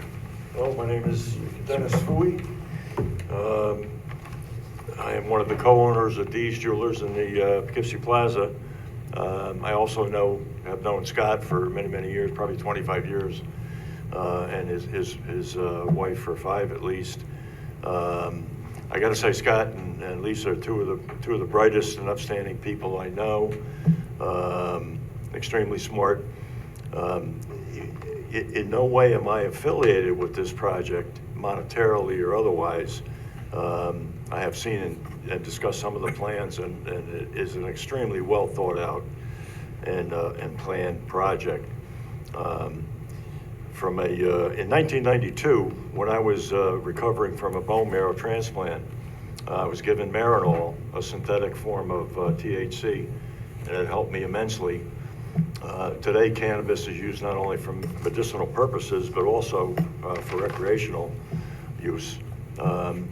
And I think by approving this proposal, you ensure that it is a project done right by stakeholders who live, work, and reside in the community.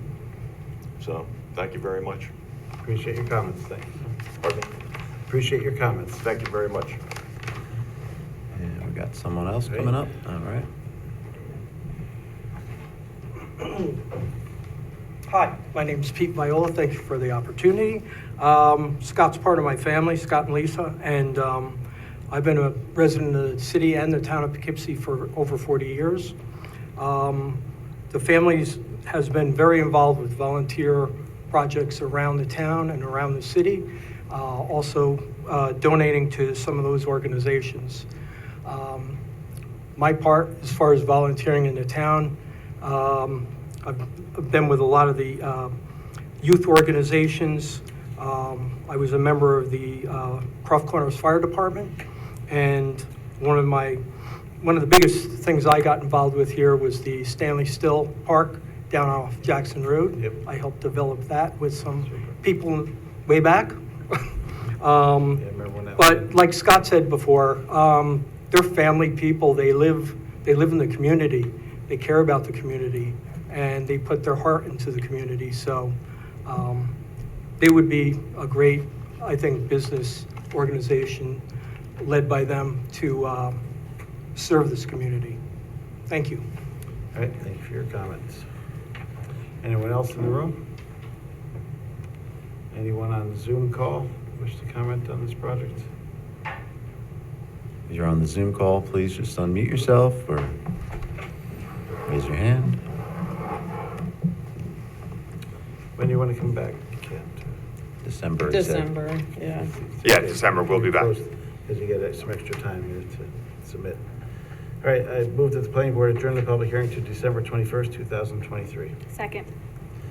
Moved and seconded, called to question. All those in favor? Aye. Opposed? Motion passes 6-0. We'll go around the board for comments. Ben, do you have anything? Just one question. Do you have cameras outside and inside? Yes. Yes. Okay.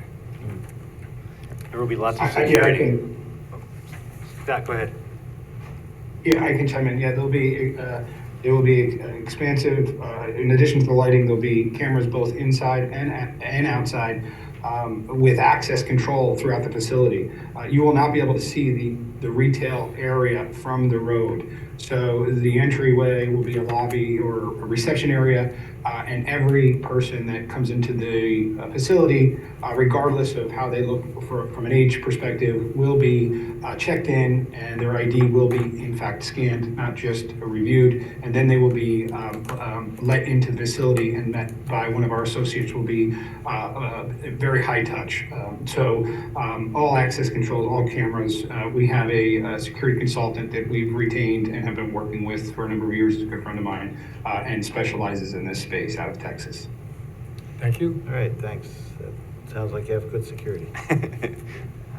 That it? That's it. All right. You go to Joan? Hi. Did I read in the paperwork that the applicant isn't currently licensed but has made application for a license for cannabis? Scott, I'll let you speak to that.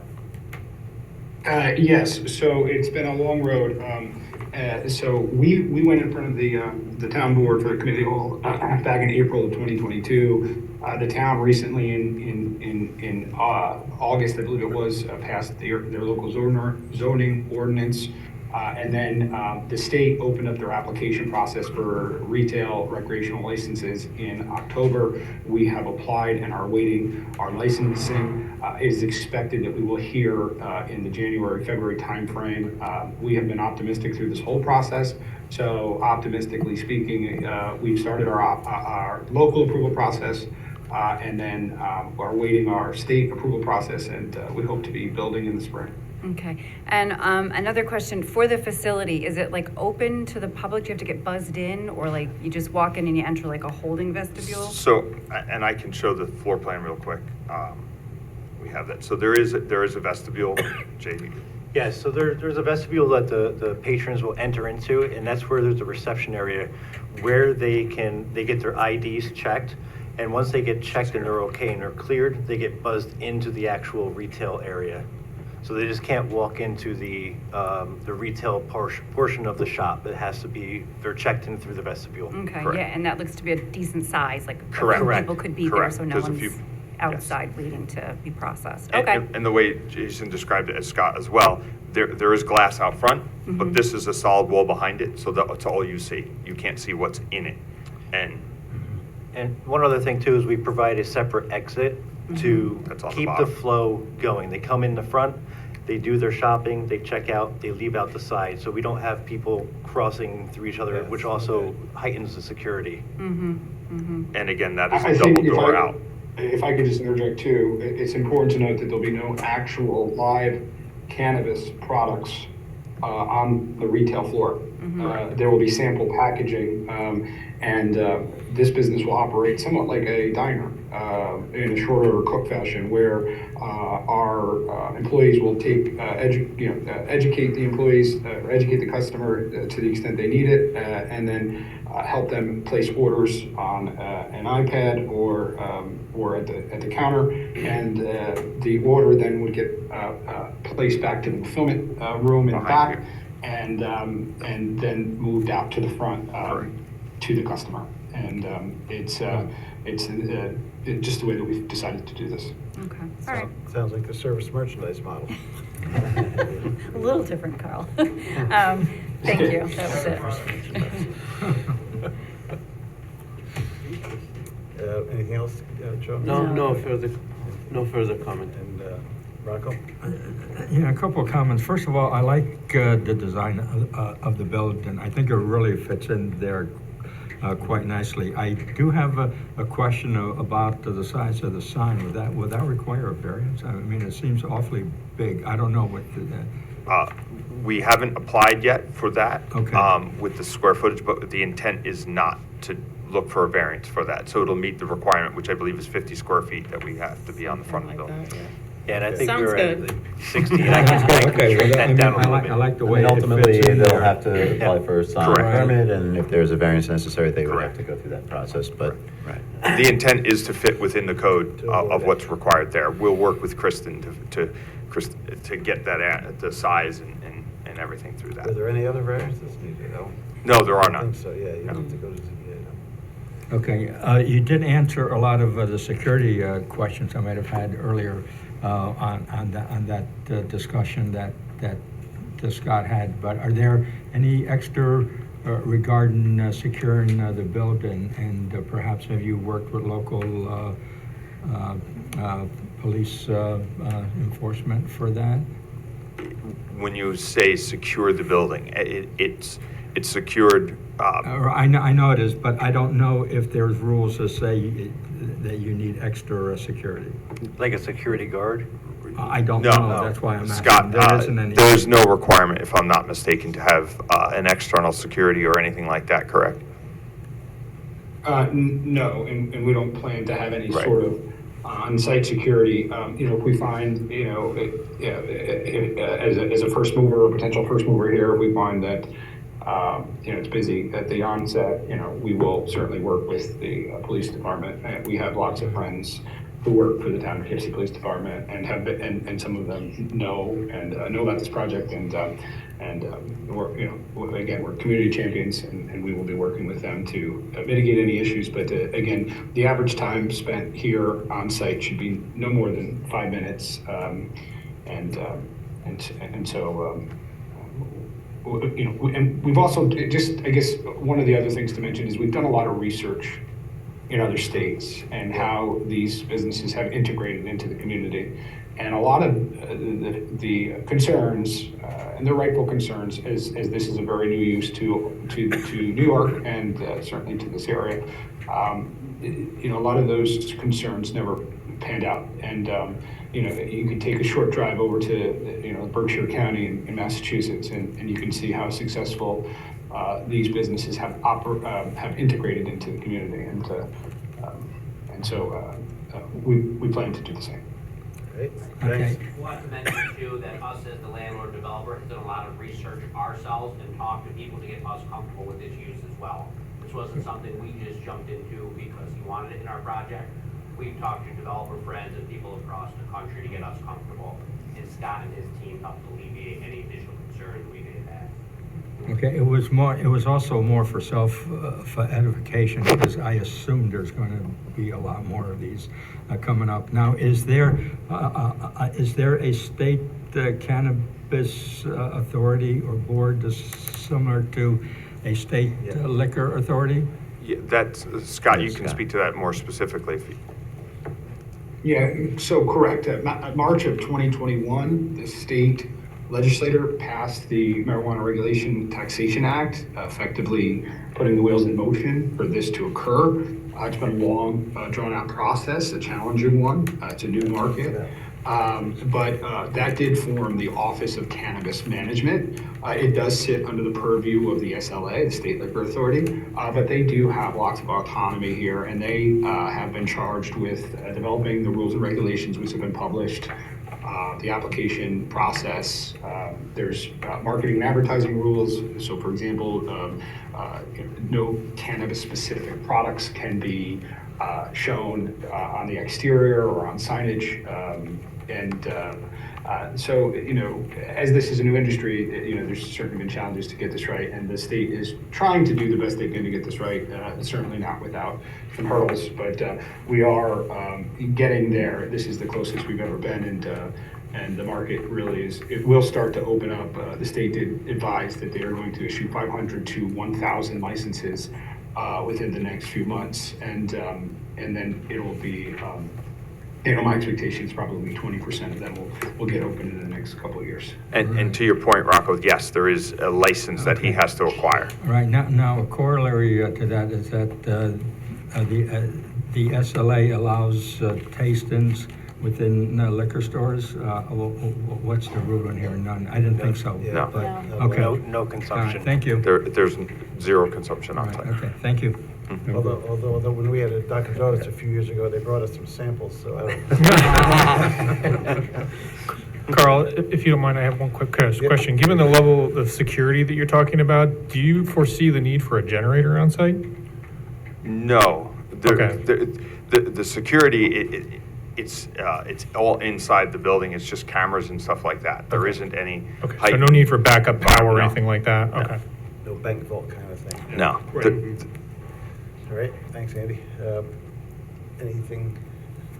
No, I don't have any questions. Unfortunately, I have experience with these type of facilities. I had a loved one who passed away, and I had to bring her to these facilities. She had a medical marijuana card, and so, but, it's a little different from the ones that I had to go to. Those were different. You had to sit with a doctored pharmacist, and then they would give you a prescription. And she used like oil, so Gotcha. it's different. But yeah, so I mean, it's good because there are a lot of people that have issues. Like the gentleman said, he had a bone marrow transplant. There's a lot of people that could benefit from this, so it's good. All right, thanks. I agree, you don't need EV chargers, because they're not there very long. Shared trash looks good. Architecture looks good. I think you found a good site, a good location for this in the town. And I think you've explained the parking need as well, because it's not a use in the town code that says 11 spaces, but we do require at least 20, so. And you're adding the connection back to the plaza. So I don't think I have anything further. Covered it all. I move the planning board defer further action on this application and direct the applicant to respond to comments in writing of the planning board and those received from town departments and agencies included, but not limited to the following 1 through 12. Second. Moved and seconded, called to question. All those in favor? Aye. Opposed? Motion passes 6-0. Thank you very much. Everyone have a good holiday. You too. Just real quick, Tucker Drive, just so everyone knows, we are meeting with the DEC finally next December 6th. So we hope to be able to have that finalized so that we can get back in front of you in January. Well, actually, it'll be February, but It's been a long road through the DEC. it has been a long, painful road, but we're seeing progress. Thank Joe will you. be happy. Keep that gate locked. All right. Thank you, everyone. Have a great day. Thank you. Thank you all. Thank you all. Thank you. Thanks, Scott. Thanks, Scott. Next up is the Hudson Valley Animal Rescue. Someone here in the room or online for that? And I think Amy's Hi, online. Amy Valdieri Oh. for Hudson Valley Animal Rescue. Yep. Hi, Amy. How are you? Good. This is you've been here many times, so. Anything to? Shouldn't even try to hide it. The warrants were combined, so I think we're ready to go out. All right, That was one of the major things that needed to be done. okay, And I think the rest of the outstanding comments are housekeeping on the plans, and we have to tie the water connection in, so there's one service connection to the site. okay. I spoke to Tom Colgan yesterday about it. I'm not sure if that's already been done, but we're on board to schedule it with him. Sounds good. All right, I'll go to Eric then. Sure. Let's see, this is for a site plan special use permit, public hearing. The board previously adopted a secret negative declaration, and the applicant obtained their zoning board variances. So we feel like if the board is in agreement, then it's ready for a conditioned approval. One open item that won't be resolved tonight, most likely, is whether or not an approval is or isn't required from the County Department of Health for septic improvements. The applicant has indicated that there is space to enlarge these septics if the Department of Health requires it on the site. And so we would include that as it's included in our conditions for approval to be determined prior to signature. That's pretty much it. There was a question about, there's a couple of minor cleanup items. There's a little lack of ambiguity about the exact number of spaces, but it seems to be adequate. There's a handicap space which sticks out into the aisle. We'd like to see that moved over out of the aisle. A couple of typos. Otherwise, it's pretty good. All right, thanks, Eric. Andy, any last things on this? Just some paperwork that needs to be cleaned up, otherwise that's it for us. Yep, we've gone through a lot of comments and cleaned up a lot, so we're moving right along. At this point, I move we open the public hearing. Second. Moved and seconded, called to question. All those in favor? Aye. Opposed? Motion passes 6-0. Anyone in the audience here tonight wish to comment on this application for Hudson Valley Animal Rescue? Anyone on the Zoom call?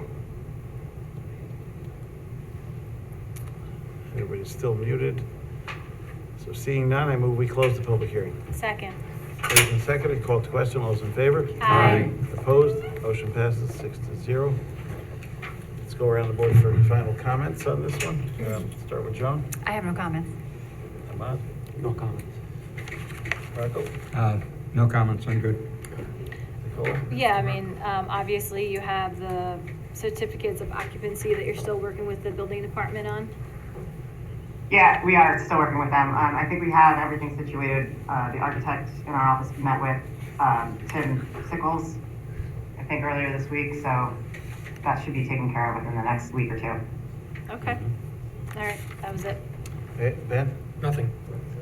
All right, and nothing really for me. It sounds like, Eric had a few little cleanup items that he discussed, but other than that, you're good to go.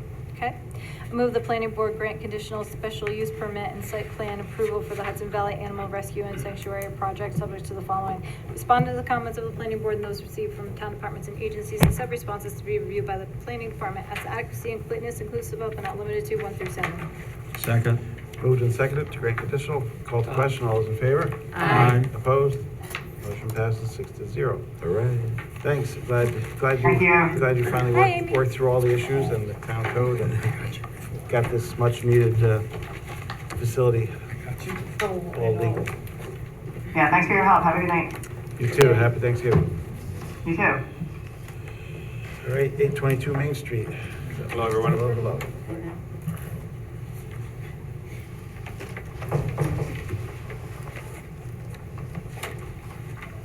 Good evening. For the record, my name is John Andrews. I'm with Rhodey, Soika and Andrews, and with me, you all know Danny Petrizzo, who is the owner.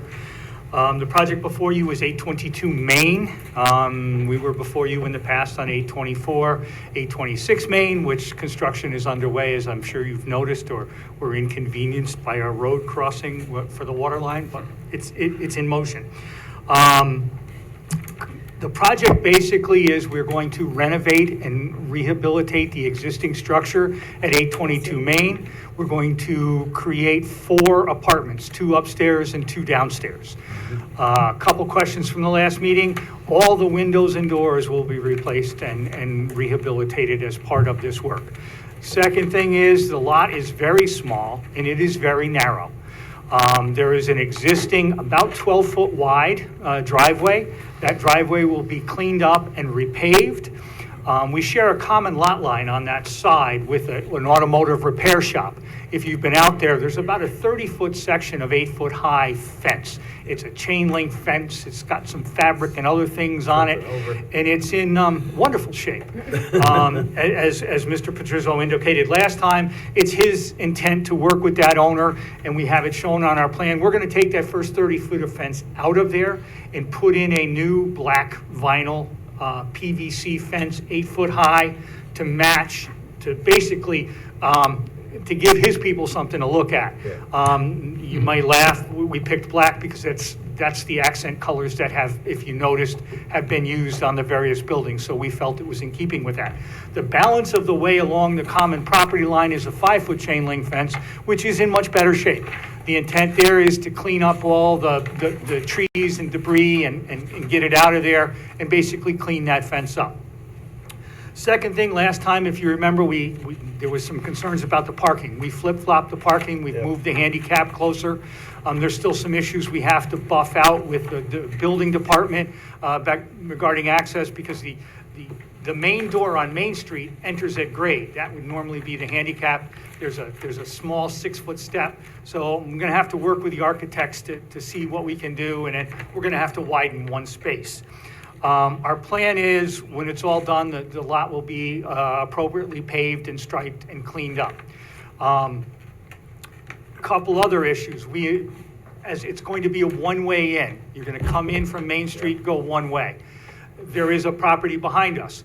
As part of our submission, we did submit an easement document, a draft easement for review by council and by you folks, that gives us the right of access, ingress and egress over that parcel out to Haight Avenue, where there is an existing curb cut. It gives us the right to place up to 1 parking space on that lot, because as you get to the end, we only have 5. Your code calls for 6. That last 5th one, because of the way the handicap configure and because the lot is so narrow, we kind of bump onto that property line. That's covered in the easement.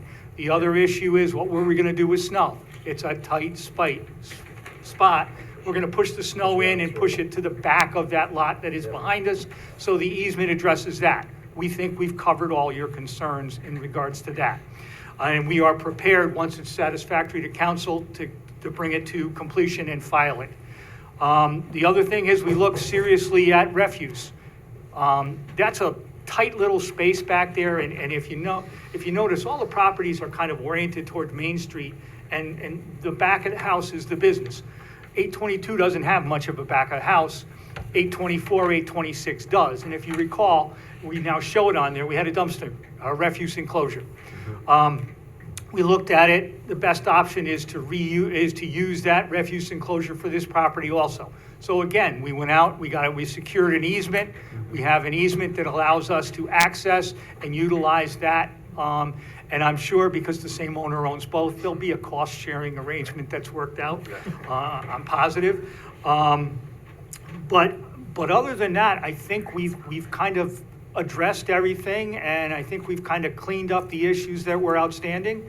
And we did, the last 2 issues were water and sewer. We submitted documentation that seems to have been accepted, that there's an inch and a half service, I think, that comes into the building, which is sufficient for water needs. There is, we believe, a 4-inch service that exits to sewer. That, again, according to the calculations in the building code, the plumbing code, are both adequate to serve a building of this type for the 4 apartments we're proposing. The last item is, we recognize that we need a density variance from the Zoning Board of Appeals. We held off going for that, quite honestly, folks, until we satisfied you guys. And we are fully prepared, and matter of fact, we are going to submit that application tomorrow. It is sitting on the desk in my office with all intents of being delivered here to this tomorrow, providing you folks are satisfied with what we've done. But other than that, I think we're ready to move forward. And the minor issues that were identified, we have no difficulty in resolving most of those, and most of them are relatively simple to do. All right, thanks, John. It's come along pretty well. Kristen? Thank you. Yeah, so the application is on for a public hearing this evening. For seeker purposes, it's a type 2 action requiring no further environmental review. The application is subject to a special use permit review, site plan and architectural review. Since the last time the applicant was before the planning board, we had a slew of comments, frankly, during their first review and submission. And the applicant has gone to great lengths to address many of those comments, if not most of them. And so the only item that I'll just reiterate is there's this, the applicant will be required to file all of the necessary easement access agreements applicable to parking, snow storage, and site access, as was mentioned. There was a conversation with council subsequent to you receiving these comments, even subsequent to our conversation this afternoon. It might be most appropriate to go the access agreement route rather than easement. There's something related. I'll let Lisa. I'll send you the email address for our attorney. That And would be then it's easier if attorneys speak. Engineers tend to muddle your thoughts, and I don't want to do that. So I'll get you, I'll send it to Kristen, and she'll make sure you get it, Lisa. Sure. I mean, otherwise, I'm generally okay with the easements. There are a couple of things, like, for example, the one easement says it's for 529, but I think you actually want it for the next door one, no number hate. Okay. It's bad for the dyslexics among us, but the numbers are like one off for the property lines. Okay. Well, it's two-part, 527 and 529. So we might expand it to be both. So Because they're we'll- two we'll- separate lots, and I think 520, Well, the one, it's shown on parcel access as having no number because there's nothing on it. If it's 527, that's fine. But the easement is 529, and I'm not sure, that's the one with the building on it. So I don't know. We'll that get it that's- straightened out. In any event, yeah. I mean, there's a Okay. couple of minor nits. It's probably lawyer to lawyer is fine, but in general, I'm okay with the concepts and a little cleanup, we should be good to go. I have no issues with them being conditions of approval, depending on what the board wants to do with the variance density request. Great, thanks. Thanks, Lisa. Andy? Yeah, most of our, like I said, Kristen said, a lot of the comments have been addressed. We are asking that the sewer lateral be inspected. I don't think that's a big deal. We probably, I don't think it's a showstopper or anything. We should probably talk about ADA access, like you said, and how, what that route is. It's probably not a good idea to be conflicting with with the road, the driveway access. Got it. But Otherwise, yeah, I think they're in pretty good shape. All right, thanks, Andy. Yeah, it's good to see, gonna be good to see this building cleaned up and reused, and thank you. the ugly fence taken down, et cetera. Can we talk about that for a second? The Oh. ADA access. You have an alleyway between 822 and 824. Do you have utilities in there? There is gas meters on one side, the 824 building. So- Okay, because we weren't sure if that could possibly be like an ADA access from Pathway, the yeah. parking lot to 822? I'm not sure, I don't know, because there was a fence there, and I want to put a fence up on 824 to block that, which would probably match. I don't know if I need to change anything on 824, 826, but I kind of planned to put a PVC fence and block that because there was a little chain link fence. You can still see the poles, but I don't want to just put another chain link fence, which is existing. I might want to do a solid fence because unfortunately the pawn shop, the hotel behind the place, a lot of people come in and out. They hang out there. I'd rather not have that as an entrance because Okay. I kick people out of there all the time. Like, as far as like, is our concern on the ADA, that back apartment? Yeah, basically, the front apartment right now exits at grade. The back apartments, there's a, I think it's a 6-foot, or 6-inch lip. It's a pretty big step. I'm sorry. It's been a long day, sir.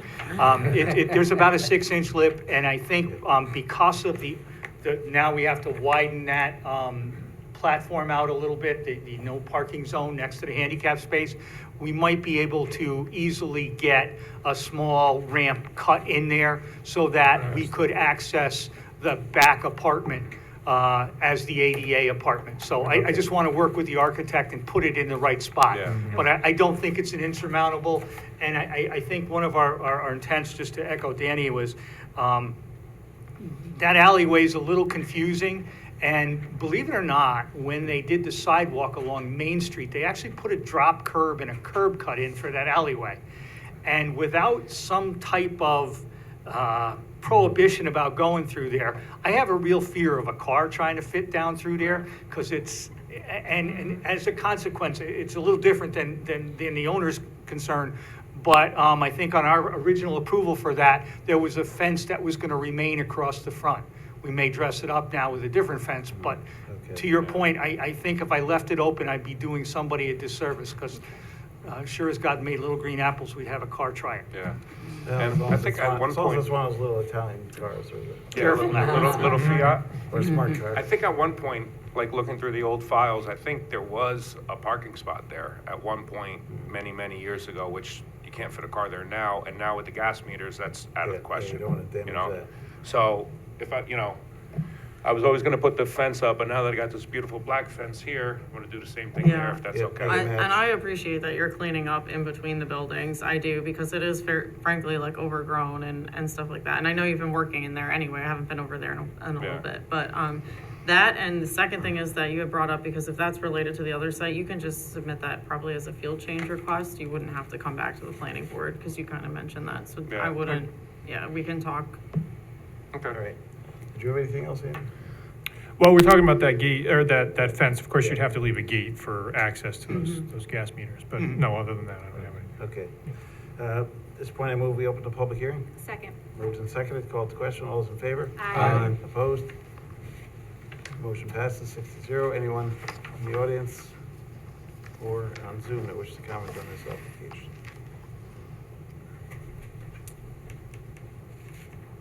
Seeing none, I move we close the public hearing. Second. Moved and seconded, called to question. All those in favor? Aye. Opposed? Motion passes 6-0. Four on the board for final comments. Start with Nicole. I don't really have anything else. That's all I wanted to talk to them about. All right. Ben, anything? No comments, keep doing what you're doing, it looks great. Nice Thank to you. see that area get cleaned up like that. Thank you. Rocco? Yeah, I like the fact that you're doing something with the building. Just a clarification, that back lot where you're gonna have the pass-through for the thing, is that paved? Yeah, It is paved? it is paved. Yes. Okay, but I mean, so I know you're gonna repave the first part. Is it paved enough to allow snow Absolutely. storage and It's- everything else? Yes. It's better paved than 822. So, Okay. 822 was 50 years ago. This was probably 30 years ago, and it's still good shape. All So you're right, gonna as long- repave that too? And I'm sure it's not a secret. Eventually. Mr. Patrizio's not done with his thinking on this area, so. Well, I'm sure. You're gonna have you're gonna be able to whack this beehive a couple more times. Right. All right, well, final question is that, I know that the entrance is on Main Street for 822, but you do have a curb cut on Haight Avenue, the eastbound arterial there. I think it might be wise to put a do not enter sign there, because someone is gonna think, oh, I'm here, I can take a shortcut, and then the parking. What we have won't work. done is actually, we've put 2 levels of signage on the site, if I may. Sure. The first is, we've got a no entry sign here. Okay, you do. Right at the property line. Okay. And then, invariable, people are gonna blow by that one, where it starts to narrow here at the building. we have another one. So we have two levels of signage. So if people miss two signs, shame on them. Okay, all right, I guess I can be comfortable with that, because I can imagine someone's gonna pull in there and then back into the spot, and then in the morning gonna say, all right, now what do I do? So they're gonna go out the way that's only the one way in, okay. If everybody else is comfortable with that, I'm fine, I just Yeah, you thought it might be. gotta pay attention to signs. Well, right, but there isn't any sign right there on Haight Avenue, then they would have to turn around in that property lot and then come back out. It was just a thought, but everything else looks, I like what you're doing. Okay, thanks, Thank Marco. I echo the same comments. It's good to clean the area. Good luck. Thank you. Just a quick question. So the tenants are they're gonna like go in the back and then cross over and use the refuse on the other side? Is there any concern that they're gonna potentially walk between like two parked cars? Like, is there any possibility or any room to maybe like create a little space between like 4 and 5? To just, I wish I had the thought. space. Yeah. If we You had know. it, but we envisioned that they were gonna probably end up walking through between cars. But I'd be blunt with you, we don't foresee a lot of parking. I mean, there's already 2 apartments in the one building. 3, that's right. And there's none of those tenants actually have cars. So, but we tried to steal the space and it just doesn't squeak out. I understand. All right, that was it. All right, thanks. Yep, thanks. It all looks good. I'm glad you're cleaning up the fence with the gas station. That's a big plus there. So. Definitely.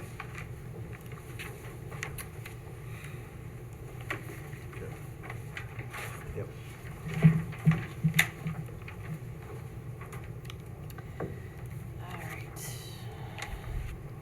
I move the planning board hereby determine that 822 Main Street is a type 2 action, part 617.5C2, requiring no further environmental review. Second. Moved and seconded for seeker. Called to question. All those in favor? Aye. Opposed? Motion passes 6-0. I move the planning board grant conditional special use permit approval and conditional site plan approval for 822 Main Street, subject to the following. Respond to comments of the planning board and those received from town departments and agencies, and send responses to be reviewed by the planning department as to adequacy and completeness, inclusive of but not limited to the following 1 through 10. Second. Moved and seconded for conditional. Called to question. All those in favor? Aye. Opposed? Motion passes 6-0. Thank you. you I only have have one additional item, and I don't know how it got missed, but the required parking spaces is 6, 1.5 per apartment. We're only providing 5. I think last time you gave us a waiver, we would ask for that same waiver, because it's not a variable, it's not a variance that the zoning board can grant, it's a waiver you folks can grant. Right.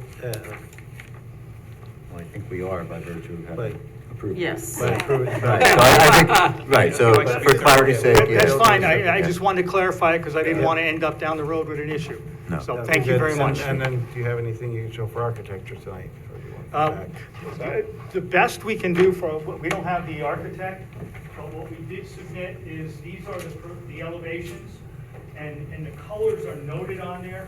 So the front of the building is going to be, John, can Williams you, John, can you just take the hand mic with you? So Oh, we- sorry. Just to make sure we hear it on Zoom.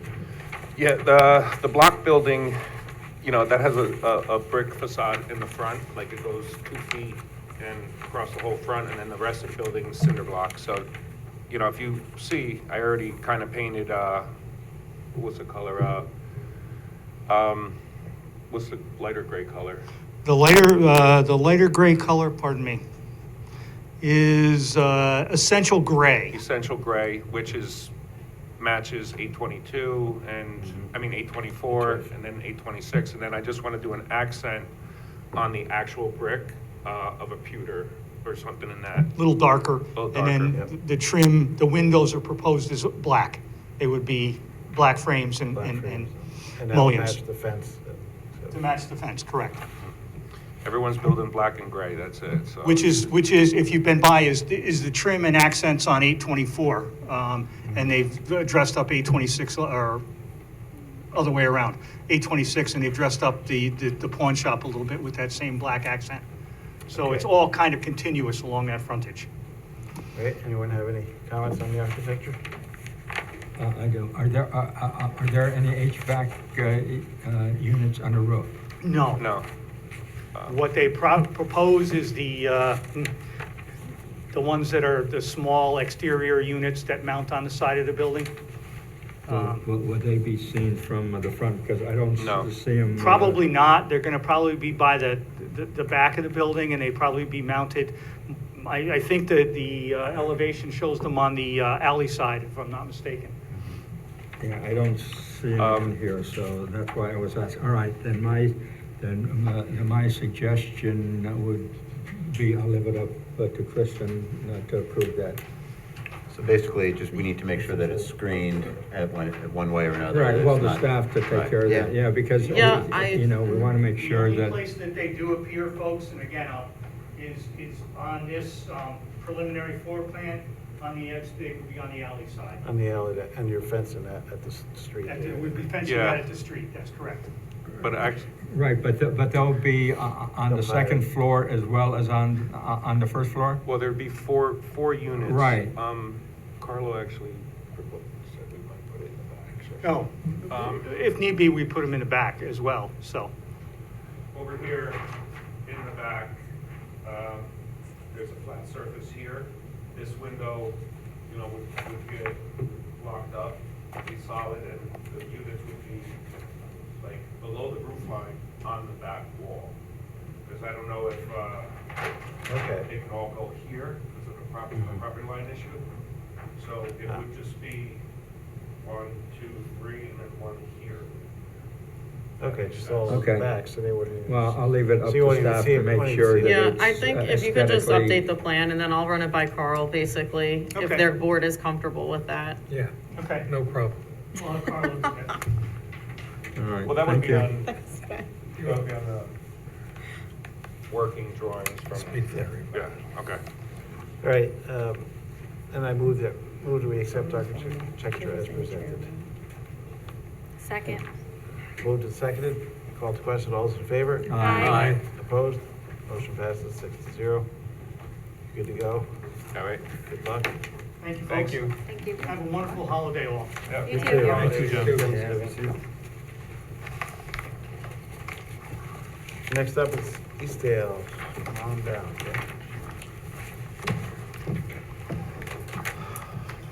Good evening. You barely let the other guys get up before you sat down. Another month, another Hurry. Another month, another amendment. Another month. So, again, Jeff Kane representing Kirchhoff Properties in East Hill Village. It's funny. I think we're at the beginning of the end, right? Not at the end, but Getting closer. we're at the beginning of the end. If I could share my screen.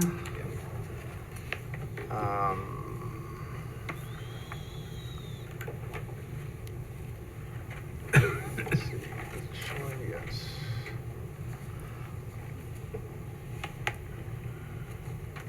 Okay. So again, we're here tonight for the 24th amended site plan and the special permit, and then some re-subdivision of lots 3EA and 4E. As you know, much of it, Eastdale has been built already. And as I said, we're near the beginning of the end. This is the west side. All the blue is residential, has been built out. The other colors are the mixed-use buildings. The green ones are all operational. You have 44 across the bottom here in East Hill Avenue, perpendicular. This corner building here, a couple of restaurants again under construction, should open the first part of next year. That leaves on this side of 44 really just two buildings. And I will tell you that we were able to sign a lease with a daycare and expect to be in very soon for building G for the daycare in the corner here, which really leave just the single building on the west side that we will need to be back for. And on the east side, kind of the same thing. All the blue, all the solely residential buildings have been built out.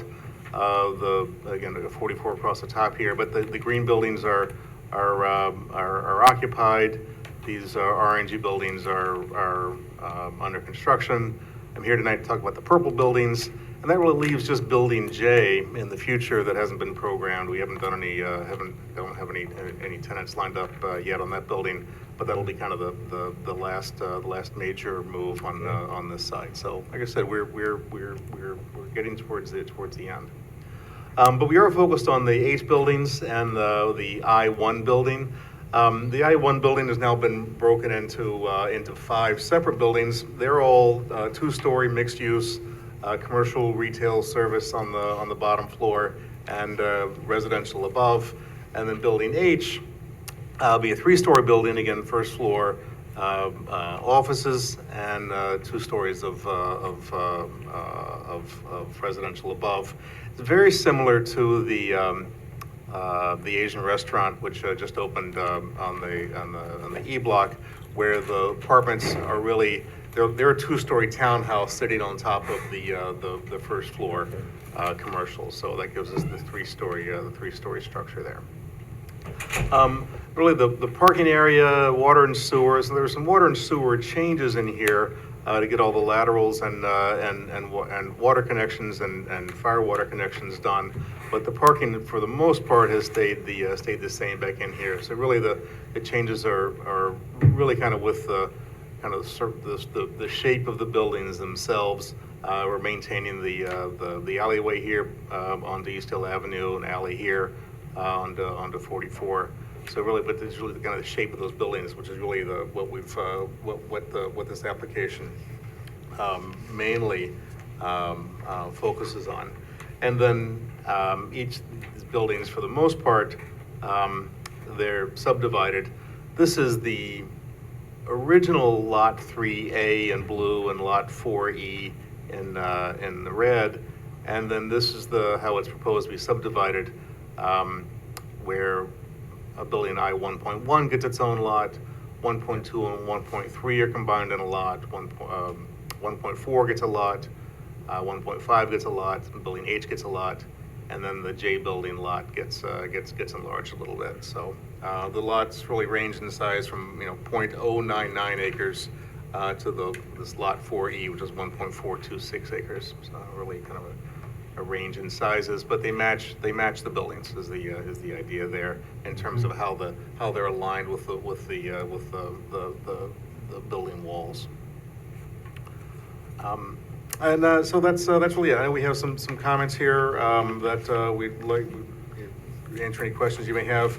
We have one issue that I want to talk about before you vote that we'd ask for a change on, but we'll get to that at the appropriate point. But again, happy to answer any questions or comments that you may have. Great, thanks, Jeff. Eric? Sure. Let's see, it's on for secret consistency, subdivision, amended site plan, and also special use permit, because these buildings, there are mixed uses proposed. Right, I believe these buildings had special permit, but the way they're divided up, it just seems safer just to redo it, right? That's the. Yeah, I wondered about that. But it's on the application, so there it is. And basically, we didn't have too many comments. There were a couple of items for the board to consider maybe discussing or not. One of them had to do with just the change in the shape of frontage along Route 44. If you're comfortable with that, or if you have any questions, because it is proposed, the depth from the street to the building is proposed to change a little bit. And then also on the landscaping, it's being pulled. Before there was some landscaping towards the side road, and the reconfiguration of building edge H eliminates that, and landscaping and back is a little bit. So again, just for board discussion, minor-ish, very minor. And that's pretty much it. I did provide some analysis of the parking. I know county planning had some concern about the sufficiency of parking and that it might be overparked. And in fact, looking at the number of spaces in the program, parking demand, the parking is relative, because as the uses get programmed, different uses may have a greater or lesser demand than previously anticipated. So I provided you not just with the numbers, but the projected surplus or deficit on each side. And according to the numbers in the program, the surpluses and deficits on each side actually get reduced relative to demand. And that's pretty much it. We're recommending a conditioned approval if the board agrees. All right, thanks, Eric. Yep, look at your parking numbers here. Andy? Yeah, we didn't have a whole lot to say on this one. We had a couple of questions about the ADA access ramp behind building I 1.5. And then we had some comments about sewer laterals and manholes and cleanouts. I did speak to Eric at Insight this afternoon, and I think we agree that we'll defer to whatever the health department approves. So that comment can kind of take it or I leave see the it. sewer So- department also commented about bends and the. Yeah, and I believe Eric was gonna have a conversation with Jim as well, so, I don't see any reason to hold up approval or conditional approval for it. All right, thanks. Andy, will this require modified easements with the town for utilities? Or Jeff? I don't wanna do- I'll answer that. Well, maybe Yeah. Lisa will weigh in as Oh. well. But the easements existed already on the parent lots, and so the subdivision doesn't change any of those base easements. So the sewer easements continue to run with the parcels as originally filed with the county clerk. I just asked because you mentioned that there's some reconfiguration of laterals and things like that. Right, the laterals aren't in the easement, it's the trunk, it's in the trunk that's in the easement, so, yeah, I don't think there's any changes on that. No, there's no changes to the mains themselves. I think those are already in. Right, yeah, they're already in. Yeah, don't change them now. We say that, but no, we're. All right. Sounds good. Let's see.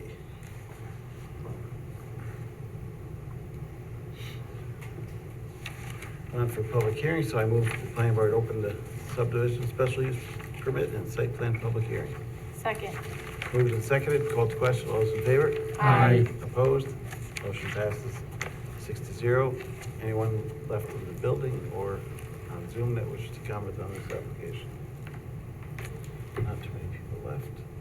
No, there's only a handful of people on the Zoom, and they were all, I believe, Nobody's related to a project of some kind, so, okay.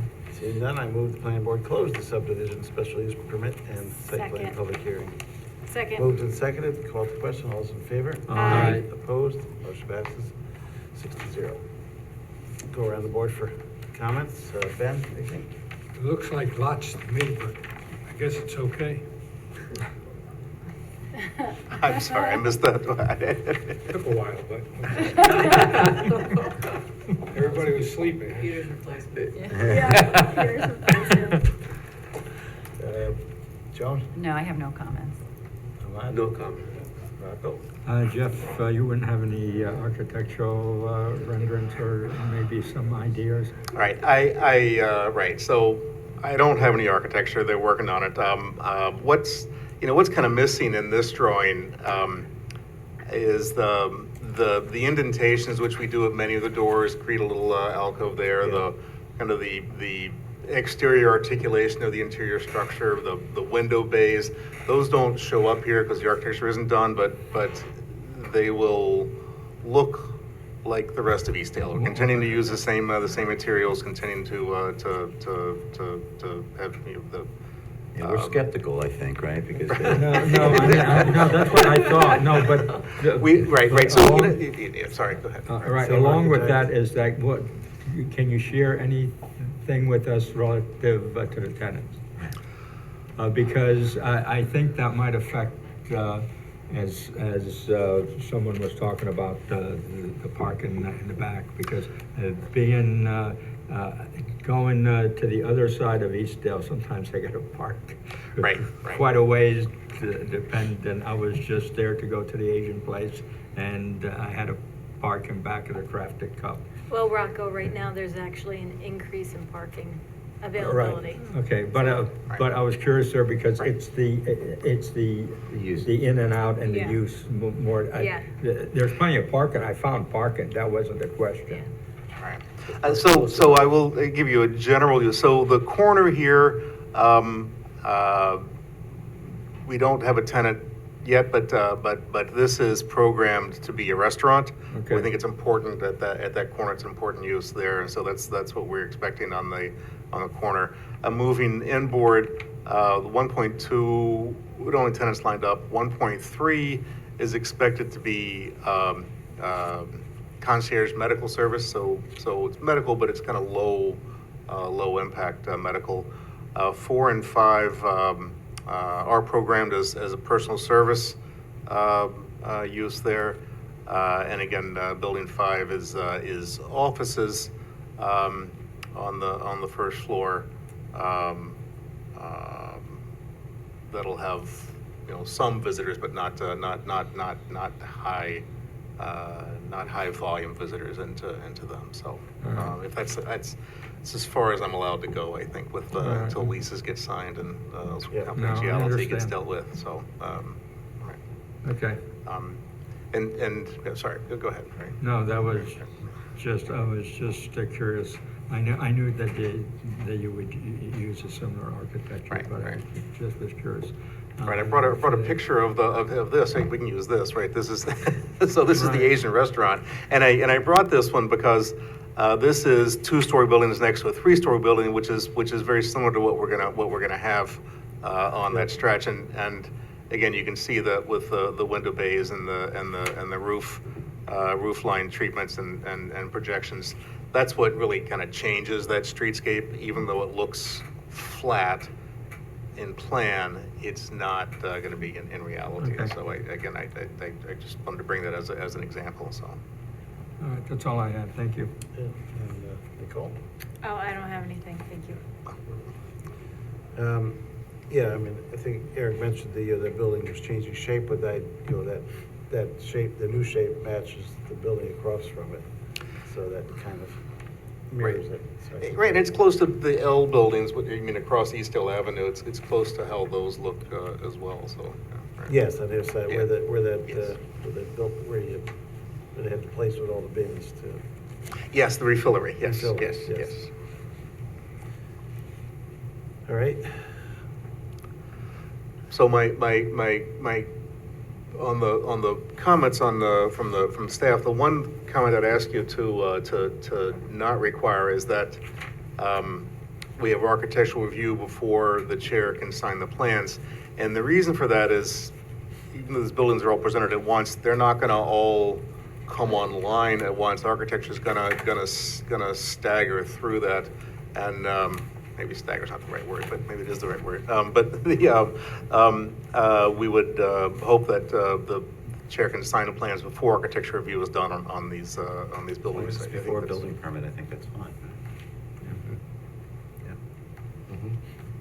All right, is there anything that you would change here then? Or is that? It was comment. It's usually a standard comment. 15, yeah, so 15 before, so. Oh, we could just change that to obtain prior to building permit. Building permits.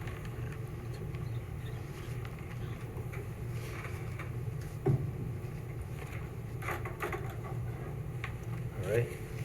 Thank you.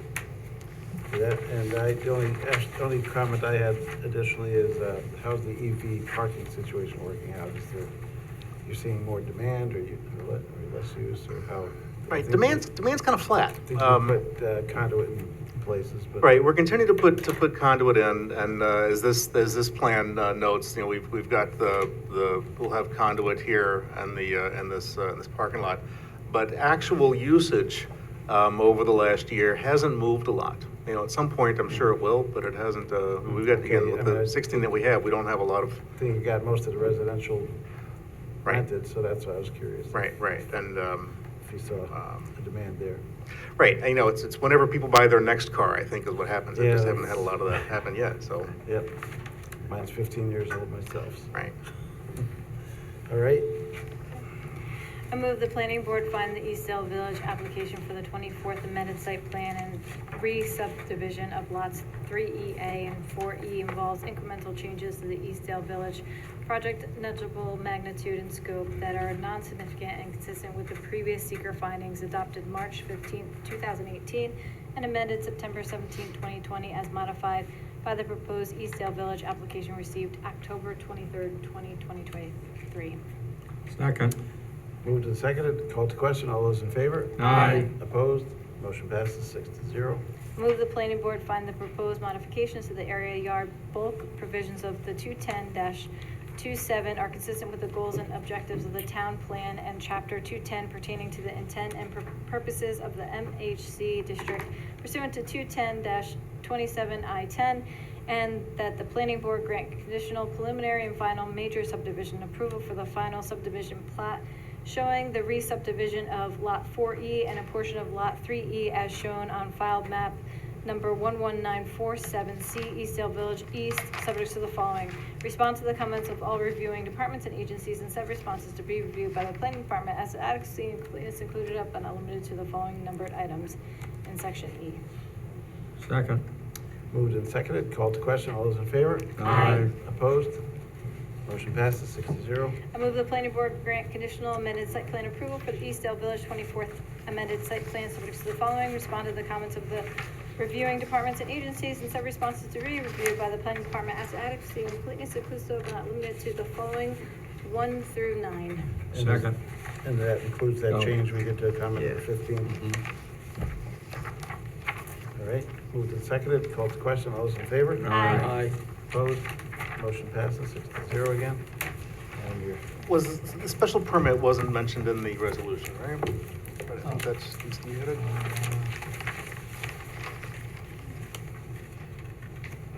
Mr. Chairman, you might amend the resolution to where, in Part E, to read conditional amended site plan and special use permit. And special use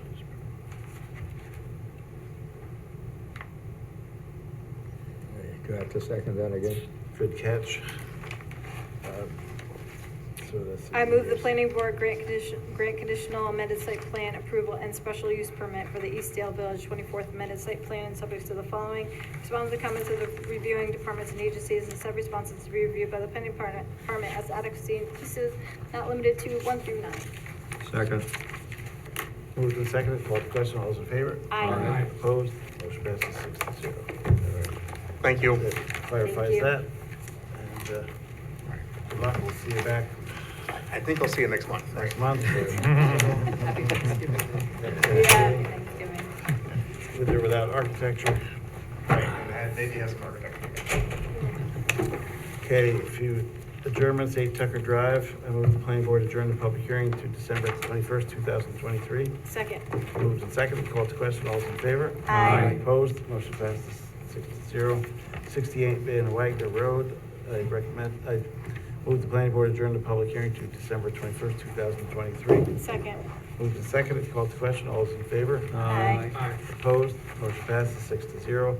An extra space self-storage, I move the planning board adjourn the public hearing to December 21st, 2023. Second.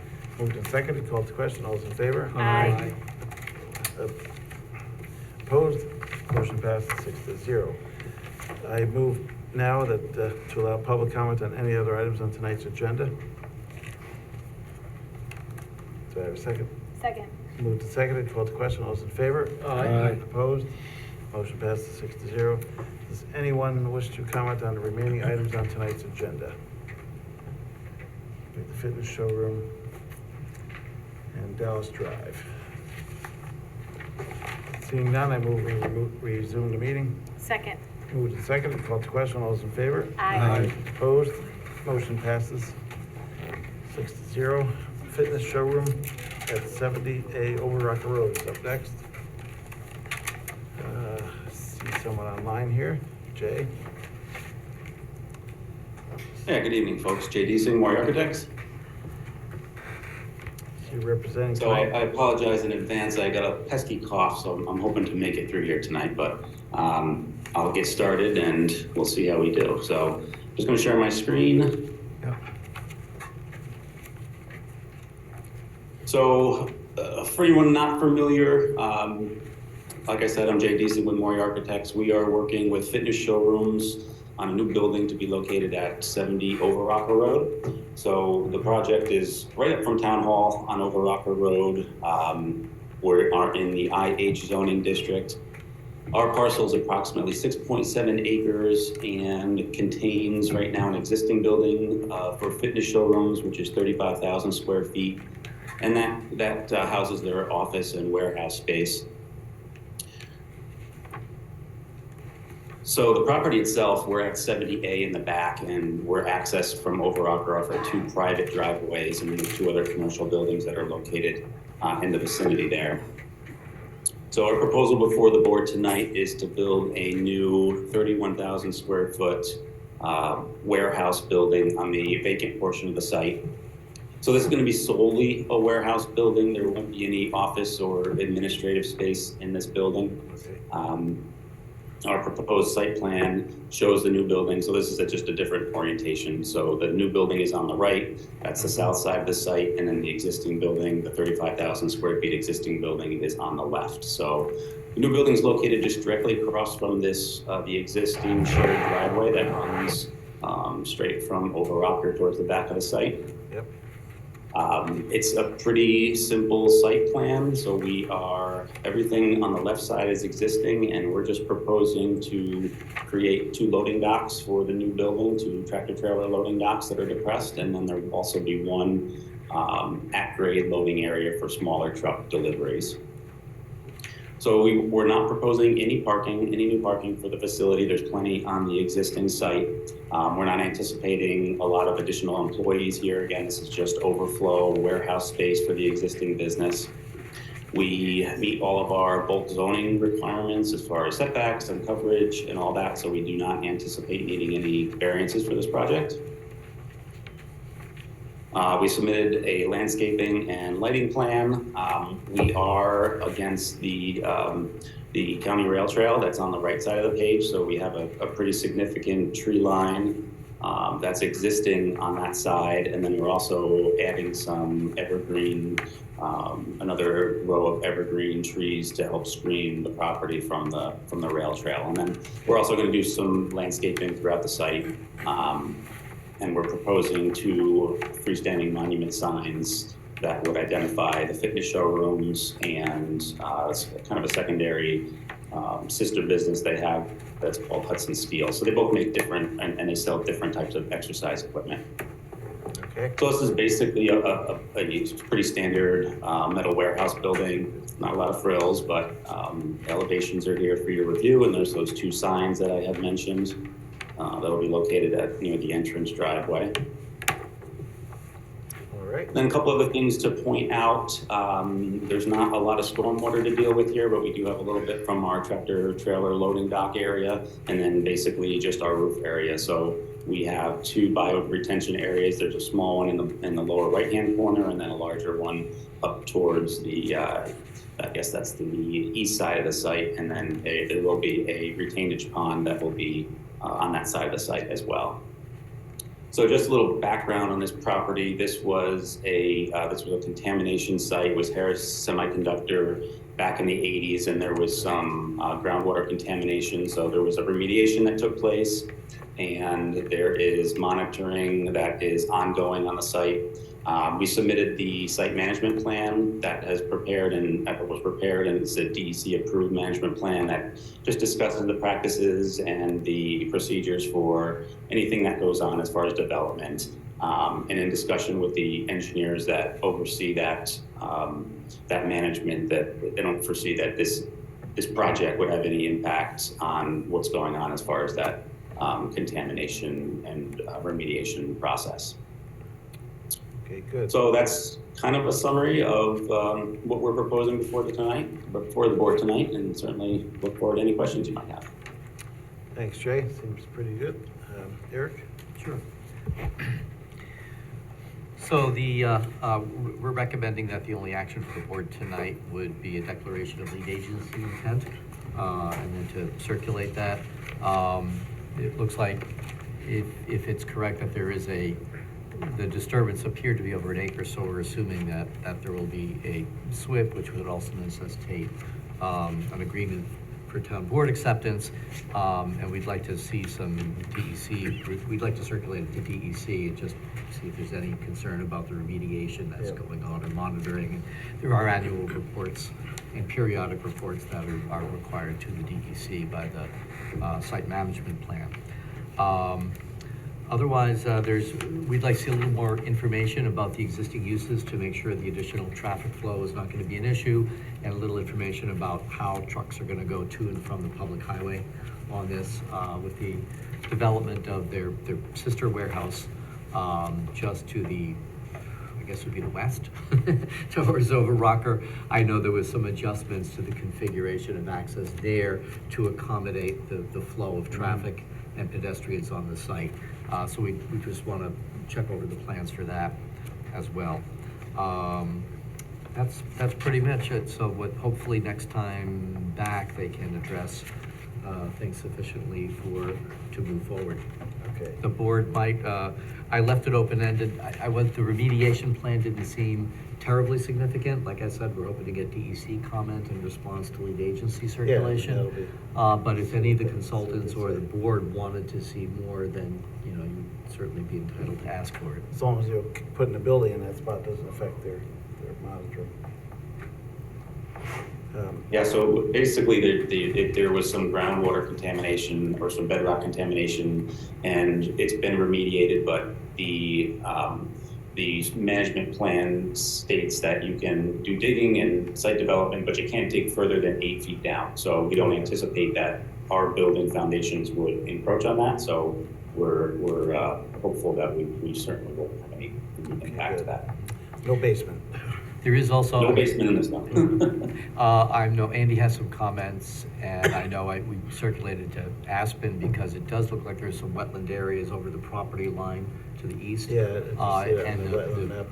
county preliminary map, it doesn't show anything, but his due diligence, we did circulate it to Aspen as well. Yep. Have you got a chance to look at that yet, Carol? See anything? Yeah, I haven't been out to the site, but there is a drainage that runs along the property line. I guess that would be on the south property line, over where the stormwater basin is. The stormwater basin also looks to be 7.5 feet or something like that. So the DEC comment really we should get comment from DEC because of near the 8 feet. I did look through the DEC website, and their environmental site remediation database record does have the new owner as of end of 2020, so it has been updated. Sometimes it fails to have the newest information, and most of the what was said about the existing site assessment and what needs to be done is still being maintained. So we just got to make sure that monitoring well, nothing happens to the monitoring well that's going to be within the building. Then again, DEC may come back and say you can abandon some of these, so their comment is critical. With regard to the Wenzy property, there were some additional comments from the county planning regarding the rail trail. So we just need to be consistent with that, as well as the drainage ditch that runs along that, the rail trail. That there were some comments about that with regard to the adjacent site. So we just need to look into it a little bit. All right. It looks decent. Sounds good. Lisa, is there any issues with not having any parking on this site because it's a separate parcel, or is it part of the same parcel? It's not a separate parcel, correct? Oh, It's all it's part of the of, same. Yeah. right. Never mind. All one. Never mind. I like the softballs, thanks, Carl. All right, Andy? Sure. You got it. Yeah, we have several comments, quite a few comments about the SWIP that, need to be addressed. Do have some concerns about the pipe discharge from the stormwater ponds that are directed at the property lines. concentrated discharge across the property line does require drainage easement, unless it already exists. But we did have, we ran into some trouble with another project recently where, especially on the rail trail, where that did cause some problems. So we just want to make sure that gets looked at sooner than later. I believe we also had some comments about ADA access and stuff like that. I realize it's purely warehouse, but I think they do identify a parking space on the existing side of the access road that would be used for the new building. I'm just curious where the actual ADA accessible door access entrance is. Appreciate the photometric plan that was provided. Just like to have the calculations as far as minimum, maximum, average provided. And then we definitely need a little more information on the existing utilities for the site in terms of how the site is served from Overrocker, just to see that full length of both water and sewer. So we want to make sure stormwater's there, not getting up and icing up the rail trail or anything. Right. Yep. Exactly. All right. Thanks, Andy. Let's go on the board for comments. Nicole, anything? This is a chain, right? They have 10 or 15 stores in the kind of the East Coast area. And Northeast. this isn't going to be a showroom, correct? No customers come here. So this is just strictly warehouse, shipping and receiving. Okay. The fire department had some questions about fire alarm, sprinkling, stuff like that. Have you guys spoken to the fire department?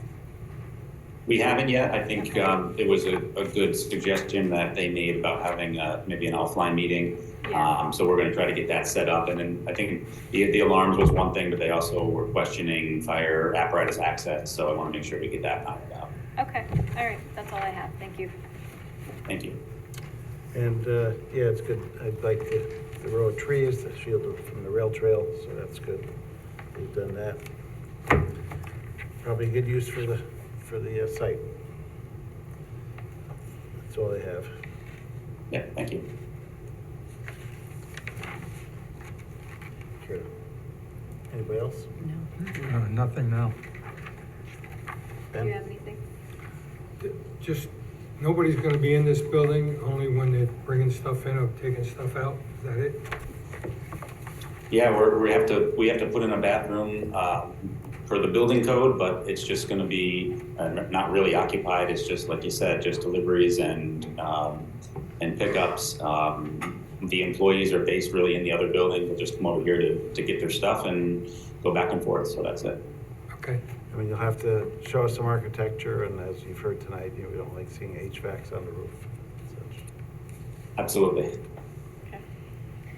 All right, I move the planning board declare its intent to be lead agency to coordinate the environmental review of proposed project as an unlisted action and authorize the planning department circulation of notice of said intent, a copy of the EAF, and a copy of the application to identified involved agencies. Second. Moved and seconded for lead agency. Called to question. All those in favor? Aye. Opposed? Motion passes 6-0. I move the planning board defer further action on this application pending lead agency and subject to the following. Respond to comments of the planning board and those received town departments and agencies. Said responses to be reviewed by the planning department as accuracy and completeness included but not limited to the following 1 through 11. Second. Moved and seconded. Called to question. All those in favor? Aye. Opposed? Motion passes 6-0. Thank you. All right. Thanks. See you next All time. right, thanks. Have a good Thanksgiving. And as you said, yeah, do an You offline. too. Get all that worked out before your next. Yes, we will. All I right. appreciate it. Have a good night. You too. Happy Thanksgiving. Happy Thanksgiving. 1 and 5 Dallas Drive, lot line revisions up next.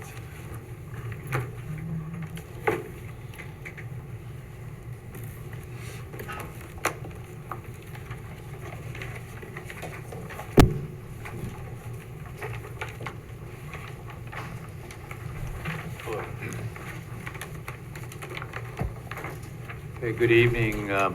Ernie Martin, project surveyor, representing the owners, applicants of 1 Dallas Drive, the Logrens, and 5 Dallas Drive, the Guerreros. With me is Jeanette Logren. She's sitting up at the back with her assistant. And Vincent Guerrero for 5 Dallas Drive. The purpose of this application is simply just to realign the common property line between the two properties. If you look at your submittal, and if you look at the map there, the blue line is actually the existing property line, which runs about 2.3 feet off of the Guerrero house and extends into the front yard and into the driveway. And the purpose here would be to realign the property line such that it's where they actually maintain right now. Moving the property line would move that line about 12.2 feet from the Guerrero property. Although it's less than the 20 feet in the code, some 20 or 23 years ago, the Guerreros did receive a variance from the ZBA to allow the house and the property line where it is currently. So in essence, what we're doing here is we're improving the situation as it currently exists. Making it less of a variance. I'm sorry? So it'll be less of a variance than. Well, I don't believe we require a variance. So we don't need it at all. Yeah. Okay. There was a concern by not only ourselves, but by the owners regarding the location of the septic system on the Lothman property. We did research the records at the health department. There was nothing available as to their inspections. So what we did is we employed a contractor with the applicable equipment, a camera and all that. We actually found the location of that septic system, and then it was field located accurately. Right now, as it's proposed, it will be 11 feet off the property line. I believe the code requires 10 feet. The Lofgrens want an extra foot, and so we adjusted the line accordingly. Sounds good. Pretty straightforward then. Kristen? Yeah, thank you. The application, lot line revisions per our town code, they did not require a public hearing. Also, lot lines are a seeker type 2 action per the seeker handbook. So there is no further environmental review required. Apologies, it is hour 13 or something like that today. The language for lot line revision in my review is the standard code language. It really is just a reference to the magic language we require within our deeds, and also just pulling or pointing out the time frame for which you have to file with the Dutchess County Clerk's Office. What I did actually is gone ahead and already granted you. Our town code does permit a 60-day time extension just because of the time of the year, and I don't know if you have everything readily accessible and all that. I went ahead and built in that time extension into the resolution, so it moves your original approval from January, the middle of January to the middle of March. So you do have that extra time to get everything kind of sorted and filed. Thank you very much. Please do not wait until the day of. I've had folks showing up at town hall at 3:30, 3:45, trying to get Carl's signature, our chairman's signature on the plat, and then rushing it over to the DC clerk's office just for them to ultimately reject it because something was missing, and let's just try to avoid that. Otherwise, relatively straightforward, and I can confirm upon numerous conversations with the zoning administrator and council that there is no area variance required. It is making the setback less non-conforming, so we're all good there. Great. Thanks, Kristen. Let's go around the board for comments. Anybody have any? Did Indy have any? Oh, Nothing. It's just a lot line, I thought. It's just a lot line, and the fact that they located the septic system, that was a big one for me, so I'm glad to hear that. We did ask that you try to locate the water lines if possible, but otherwise, that's it. The curb valves. Curb valves, and, if you can have the water department locate the line too, if possible. Yeah, make sure that the new line doesn't cross anything. Anyone? Nope, no comment. Marco, No comment. No comment. No comment. Yep. The only additional note I'll make, just because I feel like I find myself in this in-between conversation between the applicant and Department of Health, is that I would recommend just reaching out, and I know, Ernie, that you've been in touch or you have the experience of working with them and you know their expectations, but just confirming like their signature block for stamping and signing and for the permission to file and all of that. They do their own review, there is a fee associated with that, and of course, I just strongly encourage that phone communication in addition to perhaps an email for setting up a time to review anything you might have questions about sooner than later. For what it's I worth. typically send them a paper copy and with the $65 fee. Yep. And if they say it's ready to go, then I bring them the Mylar. Got it. Okay, great. Good. Good. I move the planning board determine that the proposal meets the criteria for seeker type 2 action pursuant to seeker part 617.5C16, and no further environmental review is required. Second. Moved and seconded for seeker. Called to question. All those in favor? Aye. Opposed? Motion passes 6-0. Move the planning board grant conditional lot line revision approval and also grant a one-time 60-day time extension as permitted by Town Code 135-5H of said approval from Monday, January 15, 2024, forward to Friday, March 15, 2024, subject to the following 1 through 9. Second. Moved and seconded for conditional. Called to question. All those in favor? Aye. Opposed? Motion passes 6-0. Very good, thank you. Thank you very much. Have a good holiday. You too.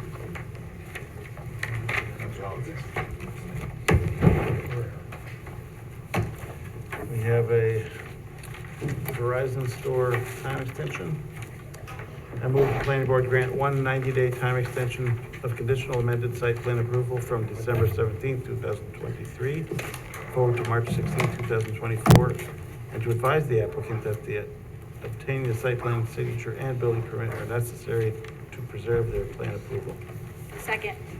Moved and seconded. Called to question. All those in favor? Aye. Opposed? Motion passes 6-0. And I believe we have one more item. Oh, Last but not least, right? Yeah, we have the presentation. oh, President. Oh, Right, it's not in your packet because it's not on. Before we get to that, one more item. Right. Presentation. Took one out of order, but that's all right. All right, so yeah, these guys are in to talk about Inwood Avenue. Yep. Good evening. Rob Flowers and Greg Scromo here to present the project to the board. Sure. Yep, thank you guys for putting this on tonight. I know it's late, so we'll keep it as quick as we can. Like Greg said, Greg is our engineer. My name is Rob Flower. My family are the developers behind the project. Dominic is the builder and one of the partners in the project. We've been working on the project for about 2.5 years with the town, trying to fit into the best project for the parcel. We're hoping to be on the agenda next month, so we wanted to share our vision with you guys and kind of walk you through or fly you through the development itself so you can see what exactly we envisioned.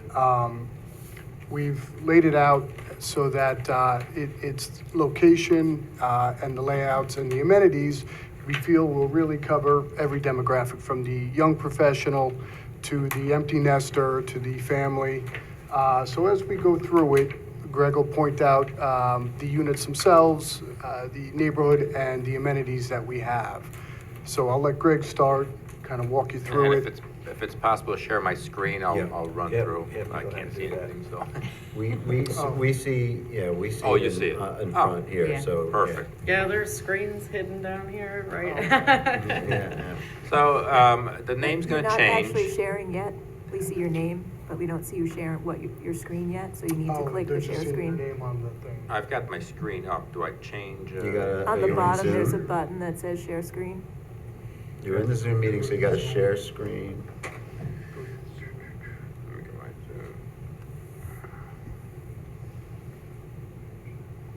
Yeah, here we go. The button is actually on the Zoom portion of the meeting. I haven't done this in a while.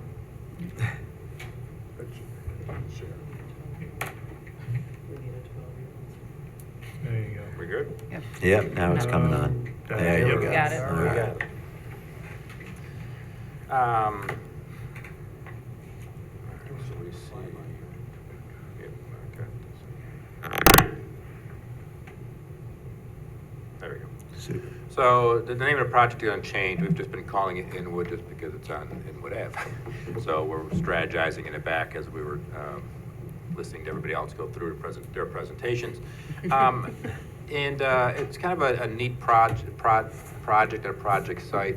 We've walked. It's got some very neat elements to it. And one of the goals here is to kind of keep as much of that as possible, which is one of the reasons that we're going for a zone change with a cluster development scenario to it.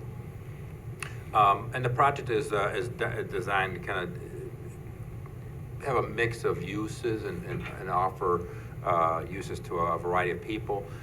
It's mainly young professionals. You're gonna have some married couples, maybe with younger, smaller children, empty nesters, senior citizens, retirees, that sort of thing. Quite frankly, it's one of those things that our kids are all gone, and now we're trying to get rid of this 5-bedroom house and go to something where I can turn the key and go away. It's the ideal situation, right? So the project is designed to provide kind of a sense of community. So if you've gone to some of the retirement communities, and we do quite a few of them, you want amenities, you want walkability, you want your neighbors, and you want everybody to know each other, that sort of thing. And as you see, it's got a lot of open space. So there's certain amenities that are going to be open space type amenities. Other ones are going to be more community oriented, where you're going to kind of congregate, maybe and pickleball games, which I hate, just so everybody knows, because I'm awful at it. But bocce, maybe stuff like that are more community oriented. It's located in a very, very convenient area. Very walkable to a lot of different things. You're going to see some trails that are in there to make it even more connected to area shopping and that sort of stuff. And the home ownership is kind of meant to be. You're going to see some of the architecture is kind of neat. It's a little more unique. What we've and this is not new urbanism development. We have done new urbanism type developments, but there's a lot of new urbanism type elements to it. There's the porches, there's the close knit atmosphere towards your community, and yet there's the open spaces, that sort of thing. So, but it's not. I'm not going to call it new urbanism for a variety of reasons. That everybody loves that term, but so this is kind of a little flyover of the development, the way it's envisioned. It's a 33, a little over 33 acres. A lot of it's heavily wooded. There's some wetlands in there, some pretty good size slopes and little ravines and stuff like that, which may make it a little more challenging, but at the same time we're going to add quite a bit of character to it. This isn't going to be, some farm field that's flat and leveled and you're just going to pave it and put these little trees all over the place. It's really meant to try to preserve as many of the big trees we've got, a lot of open space. You're going to see very different facades to the buildings and different characteristics to them, but they're actually very, very similar houses. They're almost all going to be exactly alike on the inside, the footprints.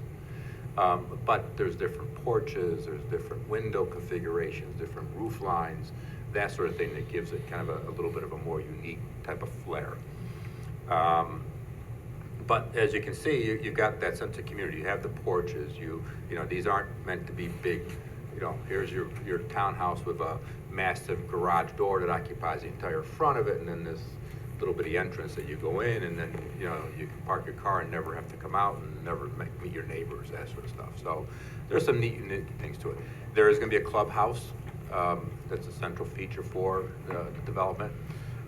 There's some walking trails. There's going to be, like I said, the pickleball courts and dog park areas and things like bocce and that sort of stuff. So it's kind of neat and unique in that respect, and yet kind of internalized, but also have a definite connectivity to the rest of the neighborhood around the surrounding area. A community within a community is what we were looking to really go for. let this finish up before I go through, because it kind of gives you, and it really is kind of tailored to the grading on the site and that sort of thing. So as you can see, there's some, some up and down to it. So the parcel is, again, a little over 33 acres, located on vacant land, surrounded by a variety of different uses and some different zonings. Currently, it's zoned, are very big lots, like the 2-acre lots. But right adjacent to R20, we were looking at ways to kind of fit into the town zoning, whether it be RM or R20 zoning. And what we've come up with is that an R20 zoning, with the calculations that the town has, we feel we can get 76 units onto the site. So it's 76 units on 33 acres. Essentially 50% of the site will remain vacant or undisturbed. So what you see in this here is the gray area, and the gray area is essentially the area that is, in this particular scenario, would remain undisturbed. It's a little bit bigger than that, but that meets the definition of the town zoning code. We're actually going to try to maintain quite a bit more. So you see gray here, but then this is all wetland areas. There's quite a significant amount of patches of wetland areas. And we've tailored the site so we actually don't disturb any of them at this point. Not that there are Army Corps wetlands, we might be able to disturb maybe a little bit of them, and some of them may not even really qualify as connected. We're working through that. We had our wetland consultant on the site yesterday, and essentially what he found out is that these two houses here, although they're not in a wetland, they are in a connective culvert area. So these the two buildings, but they're four units. These will get moved to here, and then this will remain undisturbed. So it actually will increase our undisturbed footprint a little bit more.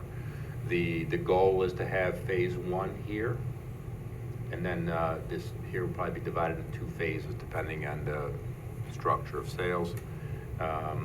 We've got the clubhouses in this location here. There's a walking trail here. This will be an actual pond with water in it all the time, some capacity for stormwater mitigation, and then there'll be a couple smaller ones in these 2 areas here. That's where we're going to take care of stormwater. One entrance on Inwood here, and an emergency access entrance connected. And I don't know the name of this street off the top of my head. Sunset. Thank you. So we're working through this with Central Hudson. At this point in time, they are okay with the entrance there. We're down to, they're analyzing the size of the vehicles that we're going to put on there to build it, which are very small. So we're working through the process, but there's no problems with that so far, so we should have that relatively shortly. The real main issues that kind of were tripping us up was, one was this here, getting this sorted out. The others, making sure that the wetlands are actually where they are. The previous wetland consultant has moved out of state, so we had to get a new one to come out and look at it. The flags are there. He went through, rechecked it, and he's comfortable with them, being there. So these are going to be built all by one developer. So they're going to be standardized type construction throughout the process, throughout the project, and also there's going to be a significant amount of landscaping. So we're going to be landscaping every single one of the sites to, at least in a basic manner, just to get what we like. Again, 76 units, 33 acres. The clustering development actually reduces significantly the length of roads and impervious areas and disturbed areas. I think you guys have probably all been through this sort of thing. So a lot of good would come out of doing it this way. And again, so this one here kind of shows you a little bit more about the funky gray shading, where the trails are going to be in the dog park, which is next to the pond. The trails will eventually connect to the rail trail, which I think everybody would like to see. So that would be a huge asset for us, and I think in general. Yeah, you can connect right to the shop right there. Yeah. Yeah. So that'd be easy access, right? great through if that trail can become 20% will also be 55 and older on the Yes. housing. So it is, where exactly that mix is, it could end up being that, the entire phase one would be senior housing. It's one of the ways that we get to that number. We get a little extra credit for preserving 50% of the site and having certain amount of senior homes and stuff like that, which is kind of an easy sell for us anyways. It's kind of one of the higher markets that we're looking at. So this is your zoning map. The light green is the R20. As you can see, we're surrounded by it on two sides, and it's a vast margin, the predominant zoning in the area. We saw a little flyby. These are some of the features that you saw in the flyby. This is a little more of the architecture. This right here is the preliminary layout for the clubhouse. It is going to be geared towards, so if somebody wants to rent it for birthday parties, retirement parties, anything like that, they can. Also, if they've got like pickleball tournaments on Monday nights or something like that, they could use that to have their functions. Typical layouts, these are, you're going to have a one-car garage, predominantly on the first floor for living, master bedrooms first floor, 2 bedrooms on the second floor, approximately 1,600 to 1,700 square feet per home. They're trying to get it down a little bit. So there's 2 units in each house. We wanted it to look like a single-family residence. With a party wall. Right. And so there's 2 in each, and there's 4 different models that we're using. Same interior layouts, makeups, but the exteriors, there's 4 different models that will be scattered throughout. So it doesn't all look cookie cutter. Each one's a one-car garage, basically. Excuse me, sir? One-car garage, though? Yes, sir. Each unit. Yeah. Setbacks are, they're about 15-yard side yard setbacks, 30-yard front yard setbacks, so you're not going to have cars parking out and, too close to the road. Minimum 30-yard rear yards, most of them are bigger than that. So tight-knit, but, they're not exactly on top of each other. They're still 30 feet apart. This is some of the elevations that we're looking at, and so as you can see, there's front porches. It's got kind of again, same layout, but you can see that they look different. So it's not going to look like 20 houses down the road.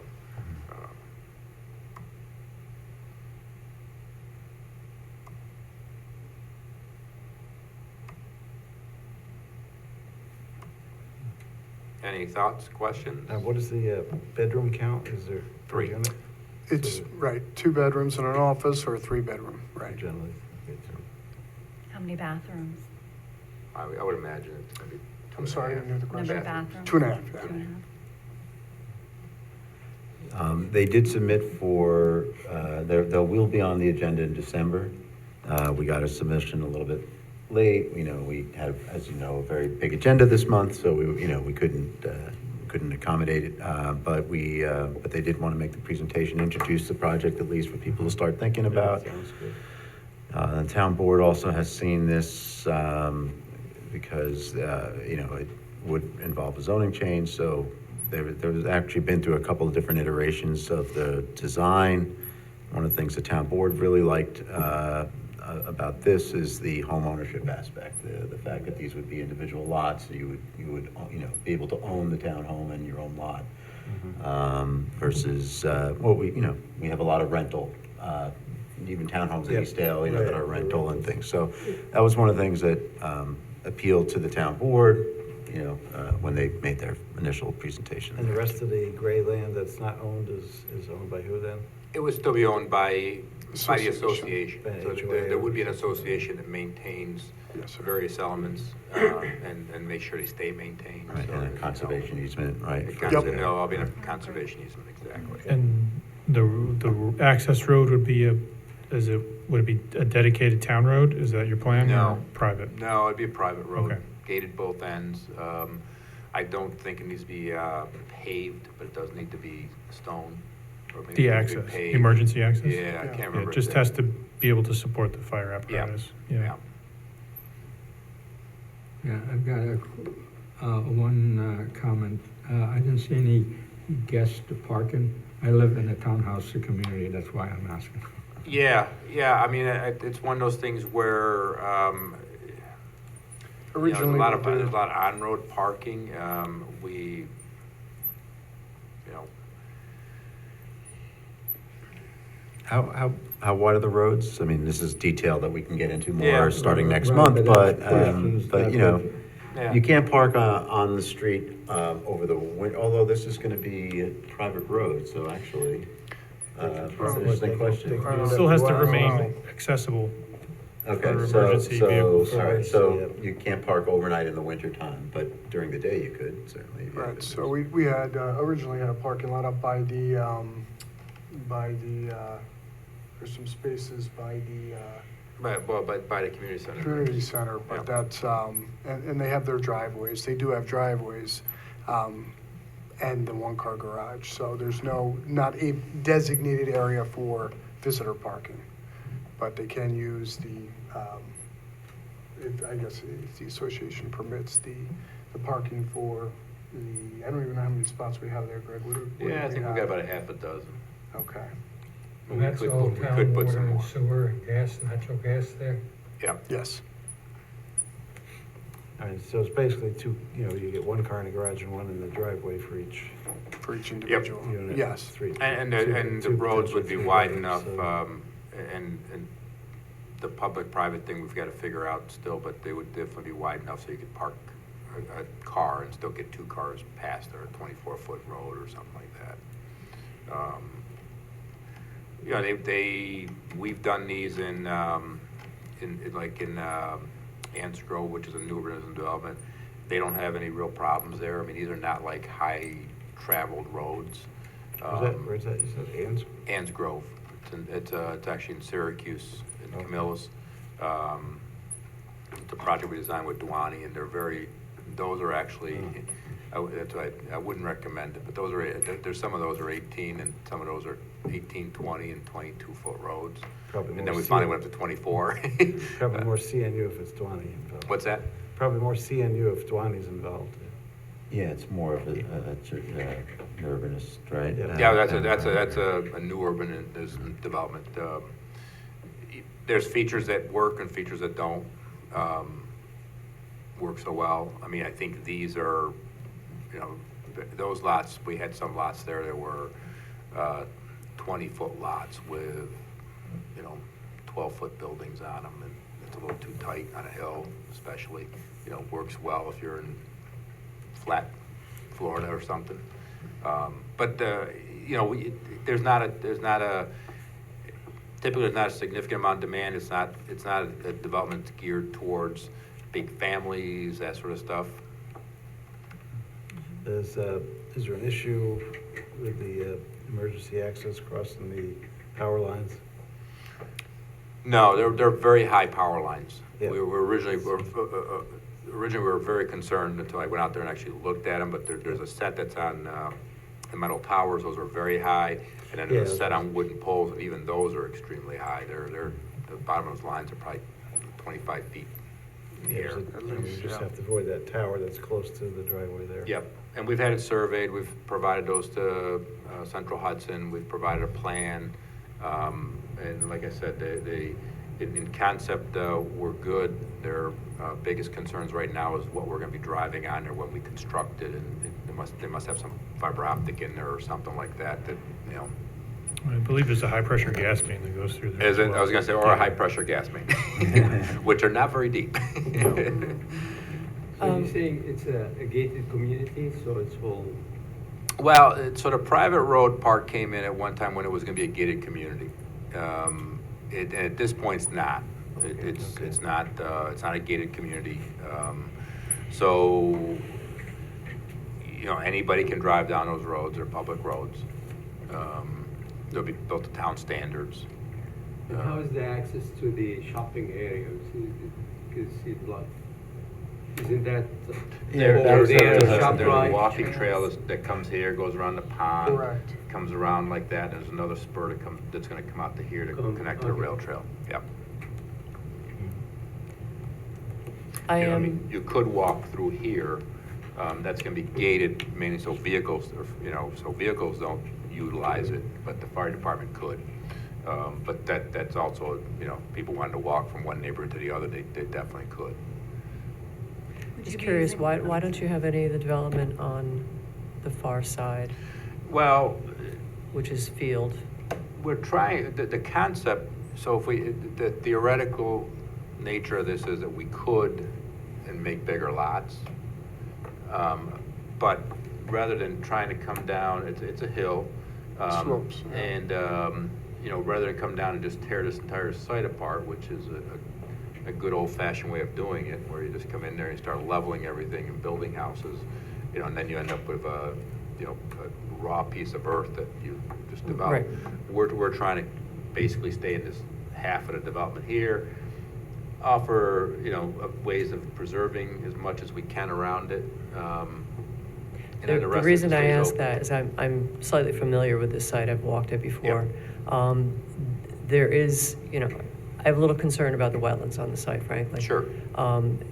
There is kind of a intermittent stream that comes through there. Yep.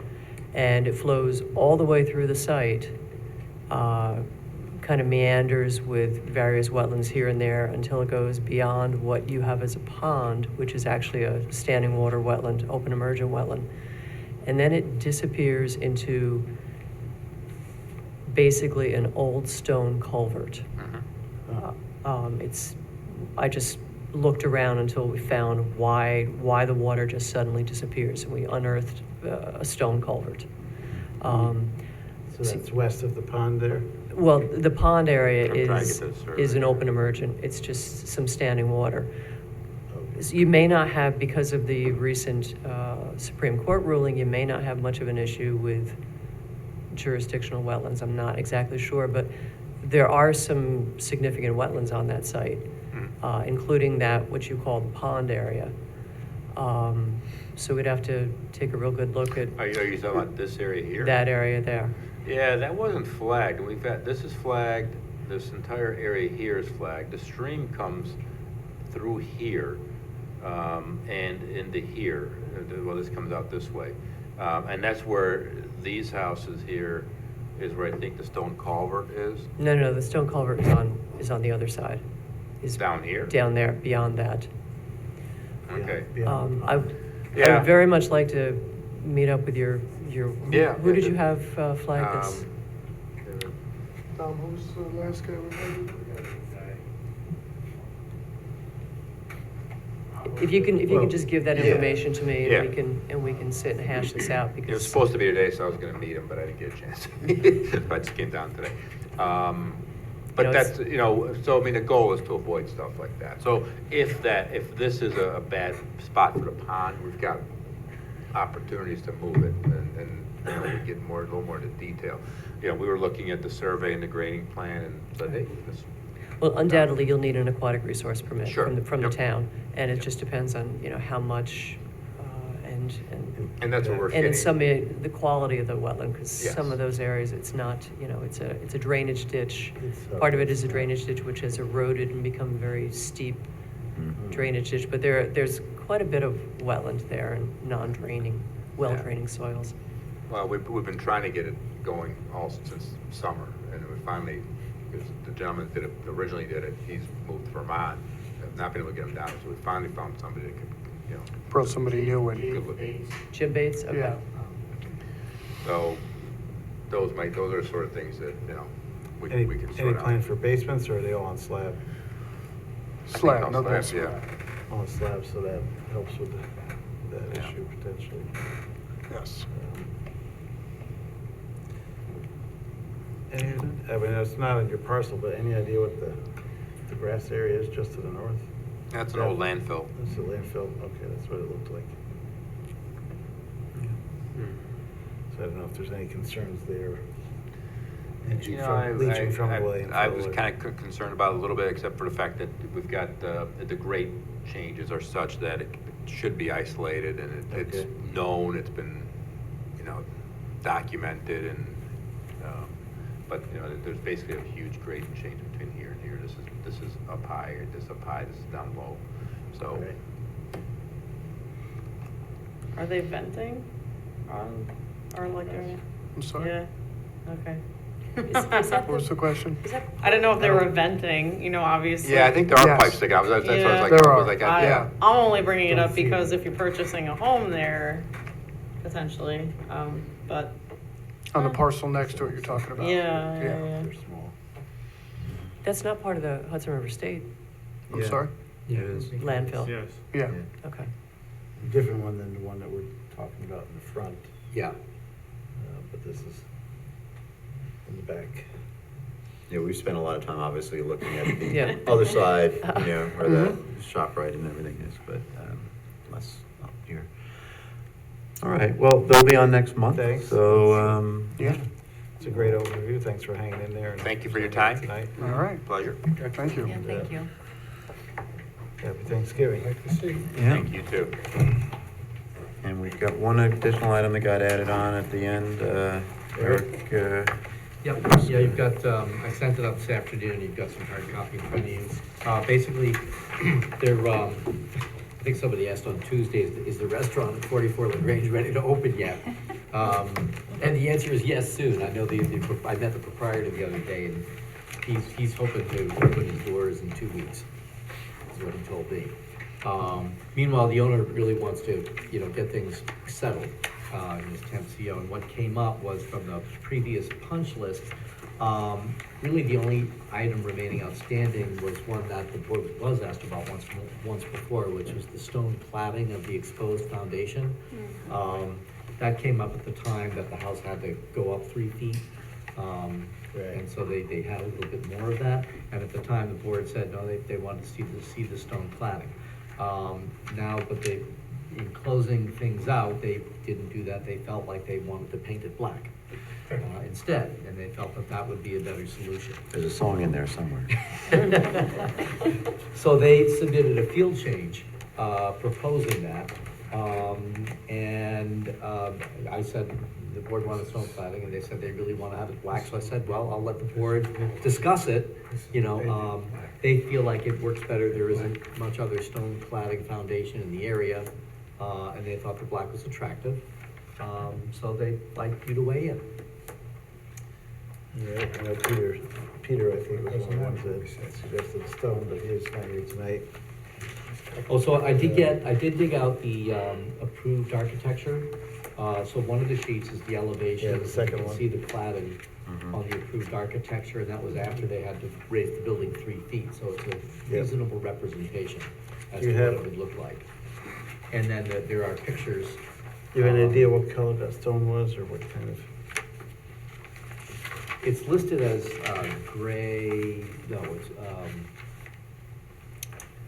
Adirondack gray, Buckeye. I mean, is it even possible for them to do it at this point? Oh, yeah. The temperatures are Sure. getting cold, it's not. Well, they can get a TCO and, Yeah, and they then can- do it when the temperatures are appropriate. you know. Yeah. It's just a, We definitely don't want It's to hold not- up the restaurant it's from not opening. real stone, Right. it could just be, I've already signed off on the temp CO. Okay.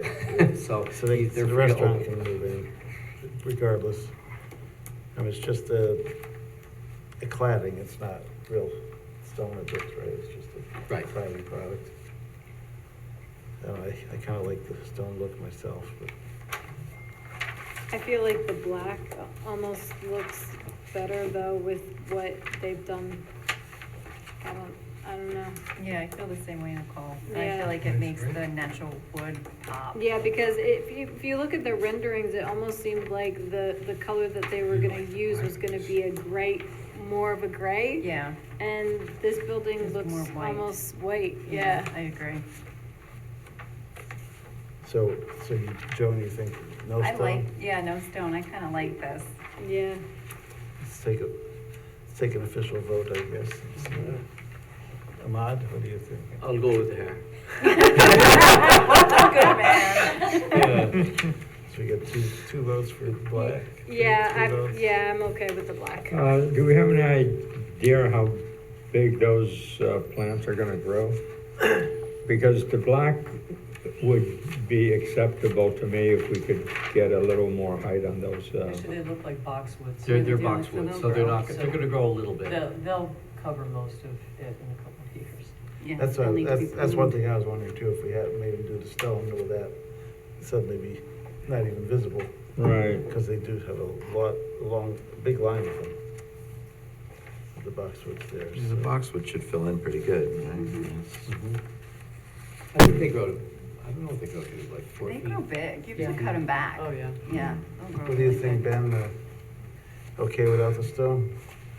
I'm sorry? You think it's okay without the stone cladding, just the paint in the boxwoods?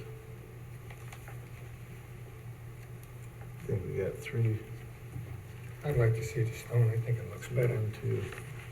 Rocco, what was your final? No. It's okay without the stone? Like I said, I was initially a stone guy, but if they agreed to let these grow and kind of mask the black a little bit, I think some black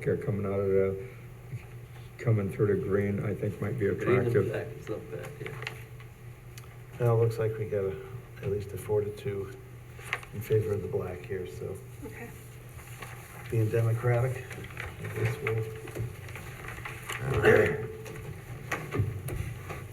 So is that just a kind of a consensus of the board? Yeah, for Not an official vote? 4 to 2 consensus, so generally, I guess we'll let them leave it that way. Okay. We need an official motion Happy for to that. I don't think. I don't think so. I think we're good. All right. Yeah, it's really. I All mean, right. They did put, if there was only, if there's 20, if there's 10 feet of space, 10 feet of spacing between each plank, I would say stone, but. Right. But they do have Move to the regular pattern of terminate the boxwoods, meeting. so. Anything else? I move that we terminate tonight's meeting. Second. Moved and seconded, call the question, all those in favor? Aye. Aye. Opposed? No one's Only one. All right, good night. Good night, Good night, everyone. George. Five of the people on the board are down there. I know.